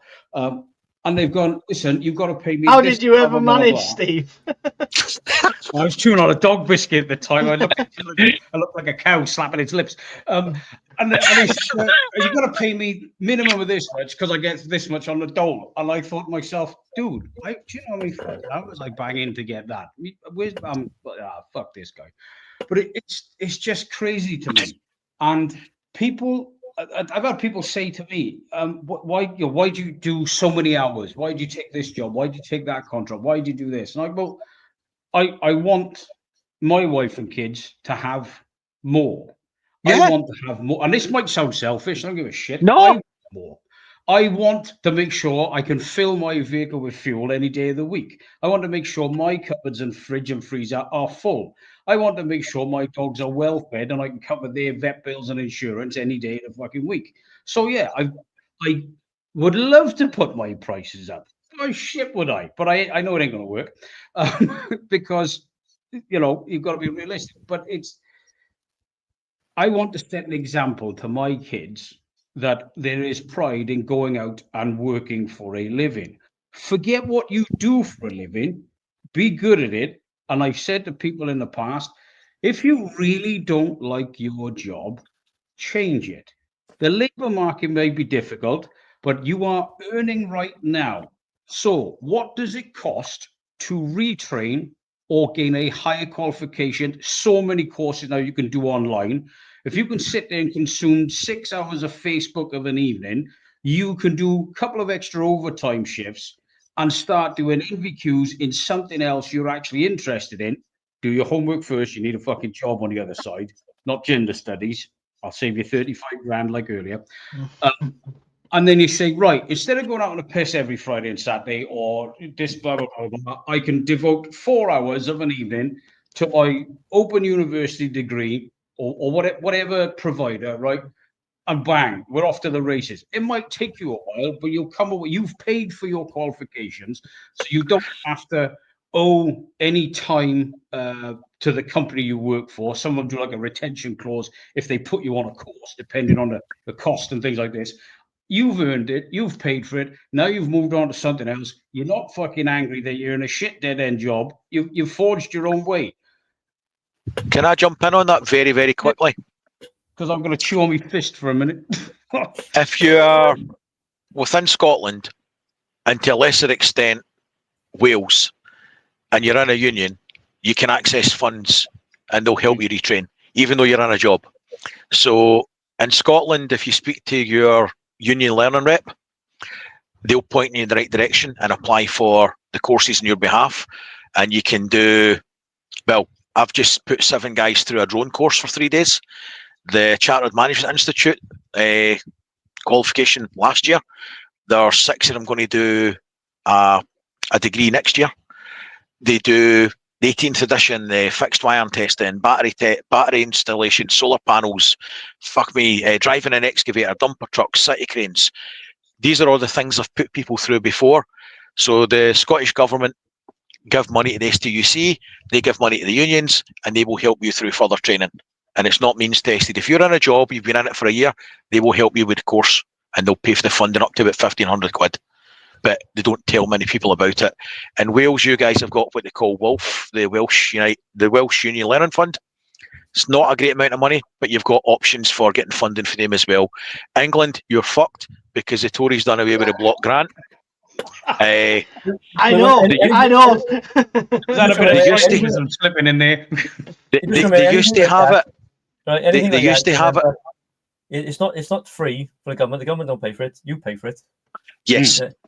It's like getting a refund on your taxes. Well, it's not free. And also you pay your union dues every month, your £16, £18 or whatever. So you're getting something back out the state to help you. There's 2 criteria. It's got to either enhance job retention or enhance future job prospects. And yeah, there's things out there for you. The Tories done away with a block grant to the unions. So all the guys that were in lifelong learning got sacked in England. Wales has still got a little bit, and Scotland's slightly better off. But there is things there to help you with further education. Sorry to sidetrack you there. It was just when you mentioned further education, there's money you can get. No, and if you don't know, you don't know. Yeah, and even in England where you haven't got that, I'm in that situation where I've got a job that is under threat from AI, whether I like it or not. It already has been. The market for web developers and graphic designers is going down and down and down the more AI gets more advanced. So I've been looking at retraining, and you've just got to, like Steve says, you can take your fate into your own hands. When I got redundancy at my last place, I paid for a PT course to become a qualified PT. I mean, it's not going to do me much good. Nobody wants a fat personal trainer, so I'd have to get in shape again first. To do it online person. Online, yeah. the AI with me with a shredded six pack, yeah. No, but it's like it's just adding another string to the bow. I wish I took advantage when they were doing all them free logistics driver training courses for truck drivers. When there was a shortage of them, there was loads of free courses. I wish I took advantage when that was on. That was something to do. But the jobs market is, as much as, what were they saying there? 1.7 million on unemployment benefits, 4 million on disability benefits. As crap as the job market is, there's still stuff out there. I'm applying on a regular basis, but it's a cutthroat. There's where there used to be 10 applicants for something, there's now 200, 300, all with CVs generated by ChatGPT. But it's getting like that now. It is difficult, but you can still take the fate into your own hands. Yeah, well, I haven't worked for anybody for 25, 30 years. I've always worked for myself. Yeah. So you got to take your fate in your hands and be your own man sometimes. And it comes with upsides, it comes with downsides. But there's nothing stopping you just getting out there and embracing AI and doing something, because it's the future, isn't it? So you either be part of it or against it. Or is it? When I start my human-made website where you can verify everything's made by a human, you get a little handprint on the bottom. I think that's going to be a calling soon.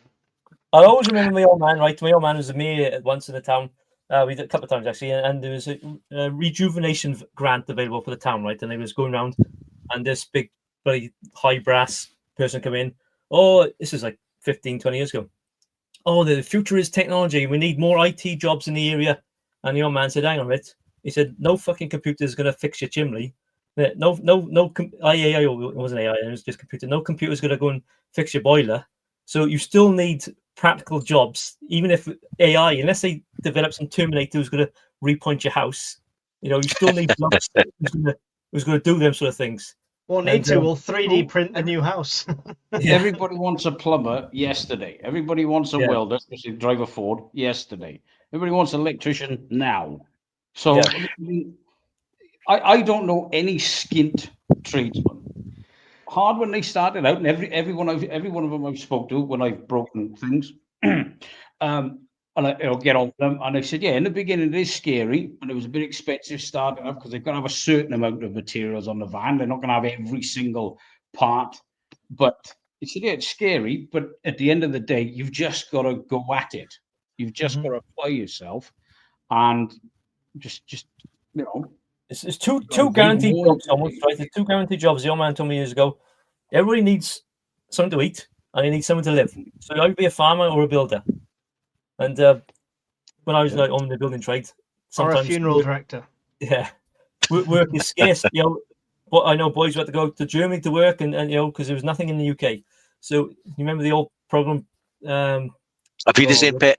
Pet, I said, yeah, and the boys from the black stuff and all that. But That's a good series. Good yeah, quality television we had then. We've gone through recessions and had very little work, you know, and you're scratching around. Everybody's scratching around for the same amount of work. So it's, what was I saying? Is, you know, it's 1 minute you got everything, you know, it's loads of work, turn it down, and the next thing it's you got nothing at all. So Feast of famine. Yeah, feast of famine. So it's not you know, brilliant all the time, but you're out there and you're doing it. Not anymore. I had enough of bloody working in the wind and rain. That's why I started the shop. But I mean, it's difficult as well. I think for a lot of people who are giving this advice to my son, who's like leaving school and going on to college and stuff, is absolutely great if he absorbs it. But for me now, I'm in a job that's a half decent job, but I pay every bill, you know, and you live to your means. For me to now retrain for 2 years, I'd have to live in a tent. I couldn't afford to live if I stopped to retrain.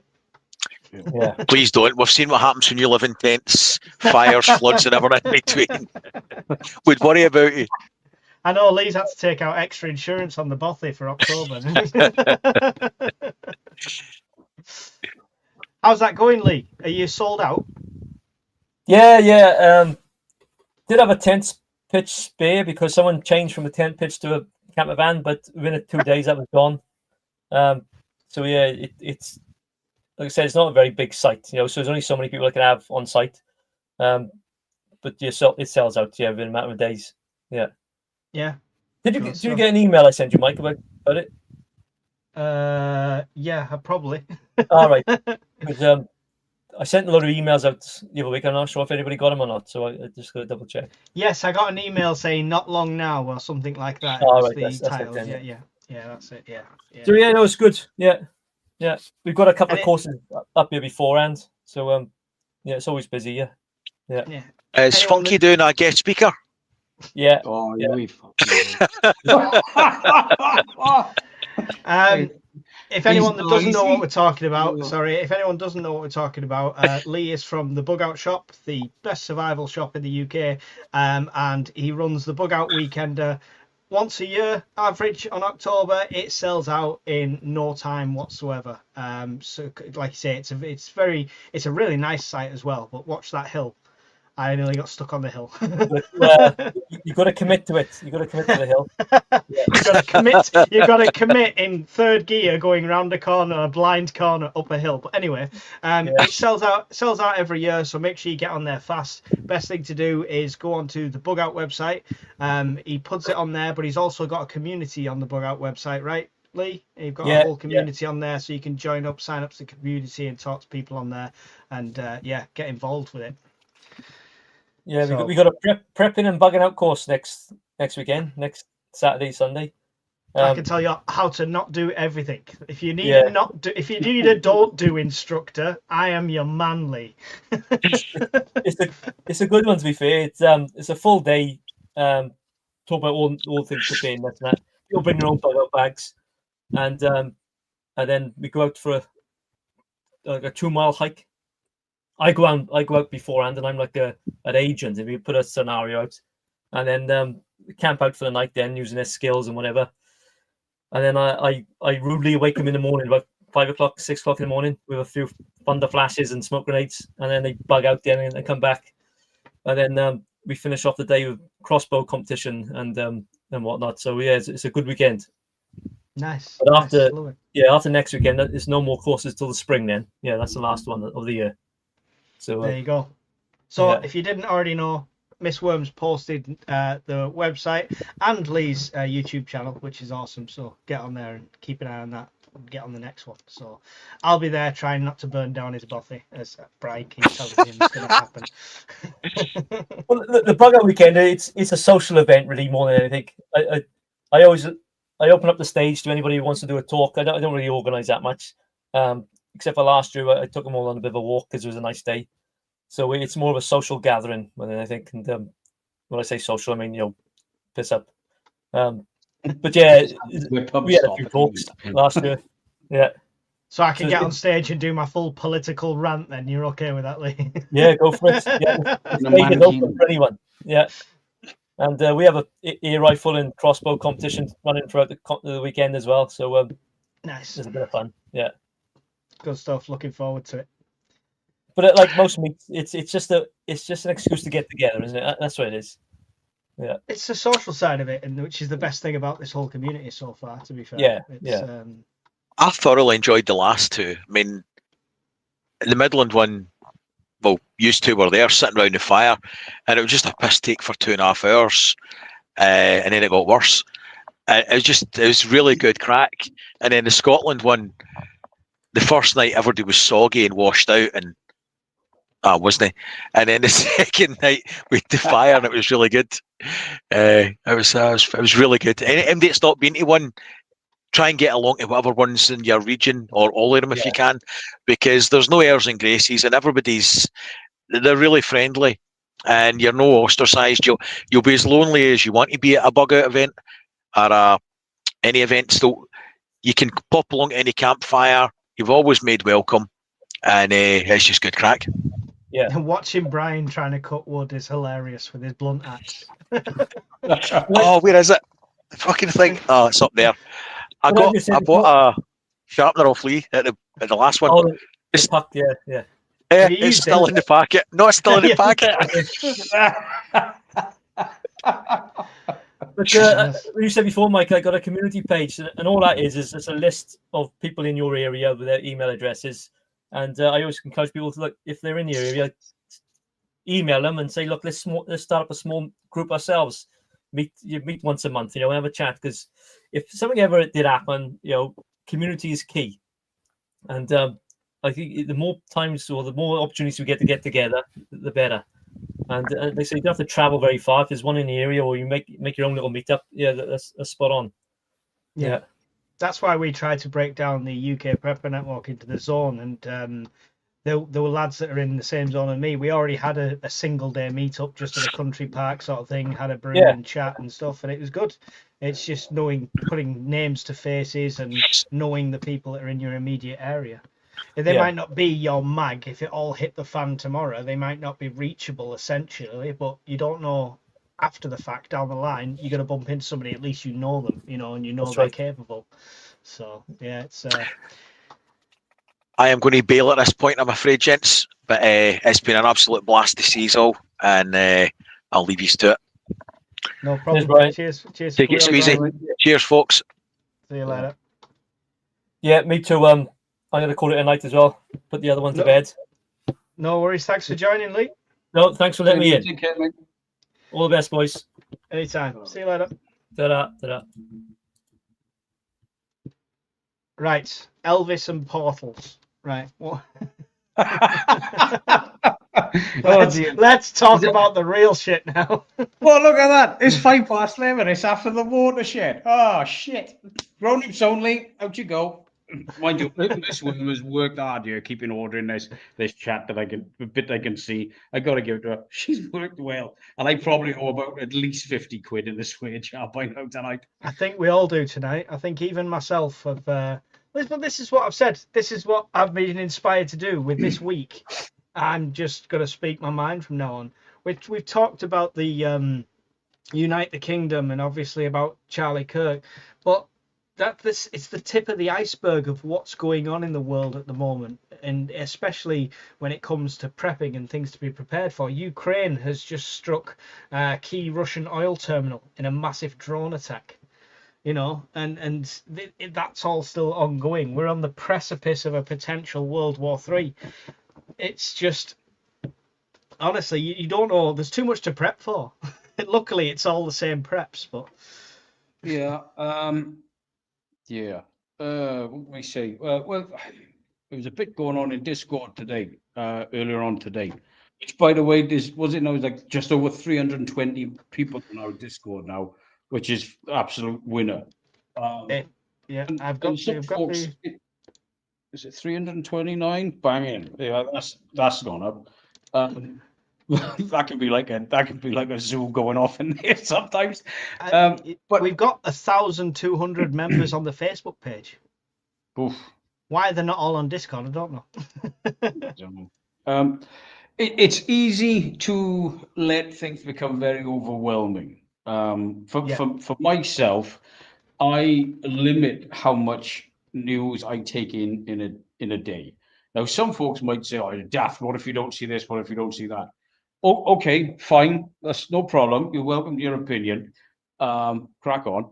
But I used to consume a lot of mainstream media and non-mainstream media, and it got to me. And I thought, right, I'm running around like a headless chicken here, spending money I haven't got, and I'm achieving not for. And I didn't look like a graceful swan on my leg to like the clappers underneath. I just looked like a right tool running around with just headless chicken. So I thought I need to limit this stuff because they'll tell you in a space of a day, it's going to be a heat wave, and by 9 o'clock at night, we've got Snowmageddon tomorrow. You'll be in the corner rocking back and forth, chanting something in ancient Draconia.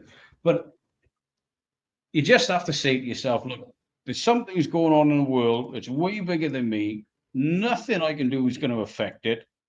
So what can I do? What have I got the means to do? Because I think plunging yourself into horrendous debt because you consumed way too much doom and gloom is a bad move. So if your prepping budget is £5 a month, great. Work the shit out of that £5 a month. If it's £5 a month, great. Work the shit out of that £5 grand. Live within your means of what you can do. And when you, for me personally, I have a set budget, and every month, my wife and I would say, right, are we doing food and water?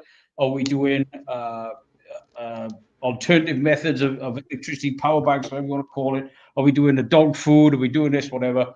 And we do what we can do with that amount. And when that's done, it's done. Yeah. That's it. Yeah. And you can prep for free. So the money thing, the money thing's nice. I'm at a situation at the moment which is not great, where I'm using my preps and we're eating some of my preps and stuff, but it's just that's what life is. It's peaks and troughs, right? They'll come back. I'll restock them. But the best thing you can prep with, which will cost you £1 from the pound shop, is a pad and a pen, because planning is free. Running scenarios through in your head is free. You might not have a month's worth of water, a month's worth of food in your prepper pantry. So plan where you're going to get that from. Plan if it happens tomorrow, what you're going to do. Where can you possibly go? Would you be better off teaming up with someone else? Is there somebody more prepared within your family, within your immediate network? You could plan. Planning's free. So, I mean, that's the thing for me. I'm the same as you. I used to consume too much. It was like I got sucked in by MY Prepper and emergency alerts and red alerts every day. That guy loves the red alerts. That dude loves the red alerts. Loves the red alerts. You go down to. I watched him for a little bit, and then I was like, everything's a red alert emergency, like every day. Where's this guy's bunker he's always on about? Seriously, now he must be about 5,000 feet underground. He thinks everyone's having a go at him. And I thought, I don't need this. Yeah, it defies the point of a red alert, right? If it's every day, it suddenly becomes less. When a real red alert happens, you'll ignore it. That's the point I was on with it. But I mean, even recently, after the cycle, it drained me physically and mentally. And I was like, just starting to get back on the horse. And then we've had obviously this whole thing with Charlie Kirk thing that knocked me for 6 as well, and I had again started to go down the rabbit hole of listening to too much prepper news, as it were, and thinking more of the despair. And you've got to sit back, you've got to give your head a wobble and think, right, we have a sphere of influence, we have a circle of influence, this is it. Yeah, unless you're a politician, unless you're a group leader, stuff like that, this is my sphere of influence. What can I do in my house? What can I do with my family? What can I do with the people around me? Because that's the only thing that matters at the end of the day. You cannot tell Putin not to press the button. You cannot tell Kim to not press the button. You know what I mean? Whatever whatever happens with them is beyond our control. We can just be as ready as we can be. So that's Exactly. me. And I find if you get, for me personally, if you're getting stressed out, whether if you can't focus on reading a book, reading an article online, whatever, maybe listening to music's not doing it, put your shoes on and go for a walk. If you've got a dog, or take your pet goat for a walk, for like it, just go and put one foot in front of the other. It's surprising what you see at walking speed and your eyeball level when you're walking instead of driving around your area. It's amazing what you see when you slow down. Yeah. And before you know it, you've walked a couple of miles, you know, and you've seen a load of stuff. Your brain's emptied out a bit. You're a bit calmer. That's my personal experience of what works for me. It's very easy to get wound up and stressed. It's like we're being geared towards it in society now. We've got used to having things, updates and whatever, instantly in the palm of our hand. Whereas we didn't have that 20 odd years ago. I know I sound like an old fart, but it's a lot easier these days, I think, to become stressed or get stressed quicker and get way up in the air a lot quicker, says me. It's just chill out. We can't control what goes on in a country, the other side of the world, and this, that, and the other. We can't control really what goes on in our own country. We can only control ourselves and how we react to things. Yeah, I think preppers instinctively have a level of anxiety anyway. It's what makes us preppers. It's what makes us think, because we've got to run through these scenarios in our heads. So there's always going to be a level of anxiety. It's keeping that manageable. It's a healthy level of anxiety, though, isn't it? It's a state of suspicious awareness, but not I like that. Mad, crazy paranoia. And like as I said to a former neighbour where I used to live, it's not paranoia when you catch the bugger who's been following you all day. It's true. It's true. There's nothing wrong with being curious about what's going on. There's a healthy state of curiosity is nothing wrong with that. Leanne just said charity shops are not the same anymore. They're now overpriced. They are for some stuff, but I tell you what, for books, that's one of the best. After a pad, a blank pad, and the worldwide internet at your fingertips, books are one of the next best things you can get. Yes, and I think again, might be my generation. I enjoy reading a book over using a Kindle or a smartphone or a tablet. That's me personally. Yeah, handier when there's an EMP as well. Yeah, I'm squashing bugs with. That's it. It becomes there's going to be lots of expensive paperweights after the shit. Or depending what school you went to, wrapping it around somebody else's skull, especially your maths textbook. Yeah, no, it was the blackboard rubbers that were the one they hurt when they hit you. Hey, I tell you, here's a school of two different thoughts, right? I remember coming home once and telling my mother that a certain physics teacher and his laser guided board rubber. I tell you, he didn't have to look at you and he could hit you, right? Yeah. Told my mother about it. She was not impressed, right? Not impressed. Not the fact he hit me with a board rubber. I wasn't listening. That's what my mother took from that. Now, granted, I wasn't listening. Yes. She said, right, go tell your father. So I went and told my dad, and he said, no. So you sat there and let somebody throw a board rubber at your skull. Yes, Dad. Right, come outside because Dad had built a lean-to conservatory on the back of the house, right? And he had his dartboard out there with the full-size pub chalkboard at the back of it, where you put the 501 and do all your subtractions or whatever. And he said, right, things, son, stand in front of the dartboard there.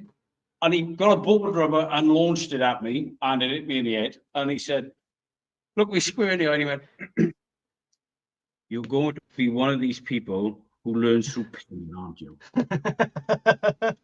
And I said, now then, I'm going to do something else now, and it's going to hurt more than the board rubber. I advise you to move. Well, I wasn't very good at boxing either, but I was really good at throwing board rubbers back at that physics teacher by the next week. Well, if you're a physical learner, that's the way it is, If you can dodge a wrench, you can dodge a ball. I tell you what, yeah. that needs to be on the national curriculum video watch list or whatever you call it these days. Patches or hula hand. What do you see? Retards fucking a doorknob. I shouted that out loud the other day. My wife burst out laughing and she went, kids just heard that. And I went, oh, well. They haven't repeated it yet. So, but yeah, it's easy to let things get to you. It's and again, remind yourself why you are preparing. And it can be for anything. If you live in a high flood risk zone, and sometimes take a minute every now and again and look at your loved ones, or if you haven't got a family, whatever it is you enjoy in life, big sofa, TV, whatever, and just remind yourself why you're doing it. And don't get panicked by it. Take 5 minutes and enjoy it. Enjoy being around the kids, knowing that you've got a little bit put away. And if you're only just starting, you think, oh, I haven't got a bunker in 25 years worth of food. Neither have I. I've been doing this for over 10 years and I haven't got a bunker in the backyard. I live in Wales. Everything's on a hill. We can't have a bunker. We've been next door's garden by the end of the week. If you just started out and you've just managed to put 1 day's worth of food away or 1 meal's worth of food away at the end of the week or the month, because that's your budget, hey, you've started. You've got a head start, right? Yeah. You know what I mean? They used to say, what was it? 9 meals away from anarchy. That used to be the baseline. What did we see a couple of months back in Spain? People went batshit crazy within a couple of hours. They lost, when all that power got cut. Yeah, all the water was drained. We might be 9 meals away from anarchy, but how many people have 9 meals in the house these days? That's 9 Uber Eats deliveries. Oh, but you know what I mean? That's what it is. No, they haven't got 9 meals worth in the house. No, you're right. For some folks choose to just go shopping every night. I've got family members that do that, and some folks, it is a financial constraint to that point. Which it doesn't matter how you argue it. It's just reality. It's just the truth. It doesn't matter who's in number 10, does it? It's the truth. Yeah, but people think they can't afford to do a big shop and they buy meals every day are spending more than somebody that can budget correctly. Buy potatoes. When you say buy meals, are you talking like pre-packaged food and things like this? Whatever you're eating for tea that day. If you spend, you can spend £20 on shopping and feed yourself for a month. It'll be crap, rice and peas, but you can do it. Yeah. So listen. I'll be honest with you. Way back when, my wife and I, we were living together. We weren't married yet. We were living in sin, as my mother would put it. But it's all right. She likes my wife, so she let that one slide. We were I swear, my wife has flashbacks of eating pasta bake for about every meal for 3 weeks. Even now, 10 years later, no, longer than that, probably about 15 years later, she still sees jars of pasta bake sauce and just glares at me. It's like warning me off the stuff. The no reps is their pasta bake sauce. That's the looks I'm gonna get after these next. What date are we on? I've got another 2 weeks of that, so she's gonna be the same. I've been there, and that was before I even set up for myself. So I had a regular job. Yeah. So it's when it's hard, it's freaking hard, isn't it? But it's a nightmare, and motivation. you feel trapped in the position as well. I'm trying to get rid of my car at the moment, right? Anybody's workplace does the Octopus EV scheme. Do not sign up to it. Nothing to do with EV cars. If you live in a short enough distance, EV cars are great. I want to leave. It's been nearly like coming up to 2 years. To leave, I have to pay them 17.5 grand. Good Lord. That's the early cancellation fee. So basically turning around saying you can't leave if that's the case. And that's not 17.5 grand and you get the car. That's just the remaining leases. Wow. They keep the car. I mean, at least Dick Turpin wore a mask. So it's put me in a position where I'm like, well, what the hell I do? Literally, the EV scheme is encouraging me to quit my job because there's a get out clause if you don't have a job. Oh, wow. But I don't want to do that. The other, isn't it? It's horrendous. It's absolutely horrendous. Read the terms. Always read the terms deeply and meaningfully. Oh, yeah, big time. Wow. So yeah, it's put me in a position which is interesting, but yeah, I'll fight it. But yeah, I tell you what, the last couple of months you've had no luck but bad luck, have you? I mean, you just a reason to prep on your own. You are. Exactly, but it's a good job I do prep. Yeah. It's a good job I do prep. Yeah. So I've not gone hungry and I've not gone cold. Yeah, well, they do say when it rains, it pours, doesn't it? Fucking hell. That's it. That's because you lot have stopped buying t-shirts and hoodies. What's wrong with you? You get one and that's it. You quit. Here we go. Look. There we go. Right, everybody, get over into the shop, start buying, because if it doesn't turn a profit, that's the end of it. It's going down the toilet. So get your stickers, get your flags. Listen, I'm sure we can do. And listen, right, I'm sure we can do some signed autograph ones because limited edition. Because when the shop's shut, he's not setting it up again. So they're going to be rare items. 20 years, you're going to see him on the Antiques Roadshow. Or whatever they call it now. Is that even a program now? No, I mean it's closing anyway because I need to keep it for the tickets for the Scottish Prepper Meet, but it's just you've got to try these things, all right? If you don't try something, I've been self-employed before. If you never go down that route, you don't know until you try, right? Most successful businessmen have had 3 or 4 failed businesses. Hey, it's always a no until you try. Yeah, that's it. I used to have in our old house, I used to have a thing on the door, and I think it was Roosevelt quote. There was a quote on it. It said, "He who tries and fails achieves 10 times more than he who failed to even try." Yep, there you go. Then again, on the bedroom door next to it, my wife also had ones that I believe in fairy tales, unicorns, and good men. These are all imaginary creatures. I thought, thanks, love. I love it. But yeah, it is what it is. It is what it is. Peaks and troughs. Life is peaks and troughs. Yeah, but I mean, even online shops cost money to run, don't they? People think it's an online shop. Yeah, but it's hosted on a server somewhere. Various online maintenance has got to be done. Them servers have got to run on electricity. There's money flows somewhere, doesn't it?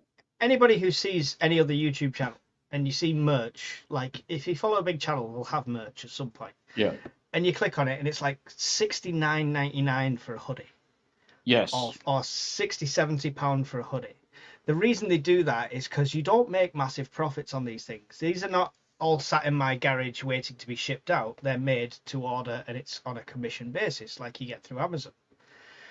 So it's not like £25 worth of sales pays the £25 a month I have to pay Shopify, because that £25 a month worth of sales might make me £2.50 profit. So you can see how much you have to do. So it's just. And you've got your shipping costs as well, haven't you? So I genuinely could not charge somebody 70 quid for a hoodie. I just couldn't do it. Who buys these things off these channels? You're insane. A 70, right? I'll tell you what I would want from a £70 hoodie. 1, I want it to be heated. 2, I want it to touch me inappropriately. and I want somewhere that I can put my cup of tea and my pasty. It's that's in my opinion, that's an extortion amount of money for a hoodie. So, like you say, you don't make massive profit off it. That's the truth of it, unless you're No. selling huge amounts of it, or you've got the old printing press or whatever they call it in the garage, and you're able to order pallets of hoodies to get the cost right down. Which in reality, is not going to happen unless you have a business of printing T-shirts. Yeah, and even then, I know somebody who owned one. It was hard to keep that going. He closed down in the end, and he had contracts with businesses and everything. It's just the way of the world. It's the way of the world, you know. Stuff's got really expensive now. Yeah, well, it's not just that. It's competitiveness. Why would you pay a guy who lives down the road to embroider some shirts for your workplace when you can order them off Temu for next to nothing? Yeah. I didn't. And I know the quality's not going to be there, but people don't think like that. They just think, oh, look at that cheap option. Same with web development. You can go. You used to have. It wasn't Fiverr. It was another one like that. People per hour. It was called. And I've got an account on that. I've got 5-star reviews of all my web development work on that, and it's just gone because it's flooded with people that will build you a website for 20 quid. Yeah. And when I say build you a website, I mean drag and copy and paste the same one they did last time and put your name on it. You know. Yeah. Years back, I did go down a road of having a website for business. Worst flipping thing I ever did. Don't say that. A website's the best thing ever. Don't it? No, listen, right. The reason it was a pain in the rear end, and I was all new to it, and I had ideas and aspirations. I soon got rid of them. The chap that was doing it, he basically used the same 4 templates for everybody's business. You had 4 to pick from. Okay, fine, I get that. He didn't host the servers at his home; they were hosted in foreign countries. Yeah. But he sold it to me that it was going to be from his house, super levels of security. No, his websites were crashing constantly and getting hacked a lot because he was paying the cheapest place he could find, often a foreign country, to host servers and whatnot. Yeah. And I remember he sent me the invoice one day, and I said, "Well, I'm not paying that much, pal." But he said, "Of 365 days, 180 of these websites being down, or it's been hacked, or I do not need certain men's healthcare creams. Why are they going to my website? Who's got these details? Oh, well, I got ransomware and I paid it. Oh. You sold my details to whom? Oh, it's not like that. I'll be round in 10 minutes. Well, there's no bad websites. There's bad developers. That's what I. Yeah. I just had a guts full of it all, and there was a time period then that lots of people were binning their websites because they went cheap. Vista Print. Are they still going Vista Print? Yeah. Free business cards. Just play the postage. Yeah, and get 50 emails a day. I knew a guy. He was paying them to run his website. £6 a month. He was paying it. Looked. I thought some kid had a go with it with the crayons. It looked horrendous, and he couldn't understand why when he was handing out business cards, people were saying to him, "Look, you really need to get that website sorted. It's a bag of pants, mate. You're not going to be taken seriously." And he was like, "Yeah, but it's cheap." And I said, "Mate, it's cheap because it's shite." It's your shop window to the world. It's your impression to the world. Yeah. You know, and lots of people, I mean, I get a lot of work through word of mouth, but that's me and in my industry. But lots of people, we all do it. We all go online, look at the company's Facebook page, website, whatever, before we pick up the phone and call them. Yeah. And it's been that way for a long time. It's the 21st century. But it is competitive. It is cutthroat. And I think to a degree, it certainly validates the argument of a side income, maybe not second job, side hustle, they call it now, don't they? Yeah. So I think that means avoid a multitude of skills. Side hustle means avoid tax, man. Second job means pay tax. Hey, reach up on the coach, son. You look out, boy. Woo, she wants to do everything, that witch. Haircut and a good wash is what that witch needs, I tell you. I'll be on to my Swiss banker. Listen, Shag, we got to move this money around. Oh, Rachel from accounts is into everything. I'm sorry, I don't know what's going on in the chat here. I come with a 3-bedroom house. Is somebody selling themselves in the chat? We can't do human trafficking. There is limits to what I said we could do. In this country. Yeah, don't do a website for that. Like they have WhatsApp groups and shit for that. So I've been told. Best contract I ever had was one of my first ones, and that was a web camera website I had to do. We'll say. Right. Okay. Before the internet was flooded with free sites. Yes. Okay. It's terrible. Had to stay up all night working on these images and videos and testing cameras. Something probably stayed up all night. Did you get dizzy? They pay well. Sheep trafficking. Who's right? I'm looking at these chacos. That Horace Rumpole. Oh, that's a name, isn't it? Sheep trafficking, you wills. Oh, well, I think we are coming to the end because it's as you can see, I'm getting redder and shinier because it's warmer here. 2.5 hours. Still would be chasing. What's his name?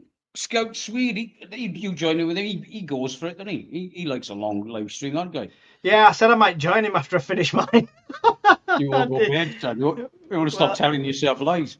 Well, no, it was in case this was like an hour. Sometimes I do these and nobody joins, and it's just me for 20 minutes, and then I'm gone. So, but yeah.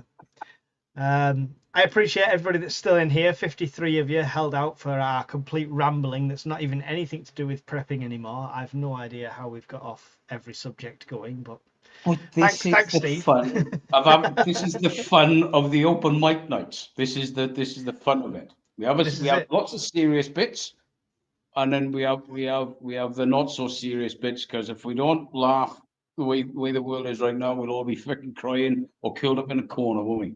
Yeah, and this is a little insight into what the meets are like, because you can have these conversations less restricted, and it is just a good laugh.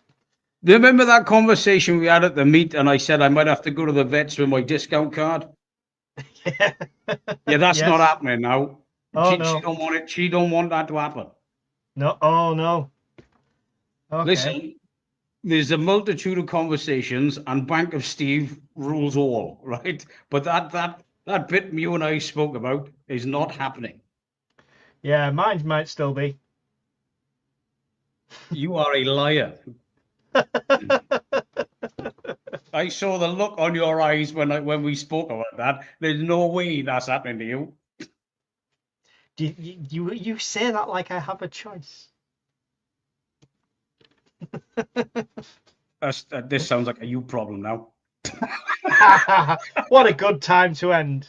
Yes, it is. Let's go. Everybody run away. Run away. Thank you, everyone, for joining us. It's really appreciated. Thank you to everyone that supports the network. As I said, 11,000 subs on my channel, with 1.3 million people have viewed me, which is absolutely insane. That's 329 Discord members, 22 of which are gold members, which is awesome, and 1,200 new Facebook members, 16 Patreon members as well. But just adding all them numbers up together, that's the effort on all your parts, and Miss Worm and all the moderators, Steve, who's actually a moderator as well. So thank you to all you guys. This network's all down to you guys. So it's fantastic. Mike is preparing to repopulate the planet after World War.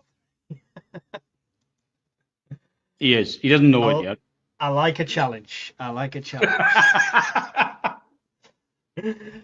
you like to say goodbye to the wonderful people, Steve? Thank you, everybody, for coming out to play. Miss Worm, almighty lady of the cyber airwaves, the woman that I serve openly. I even told my wife that. She gave me permission to say it.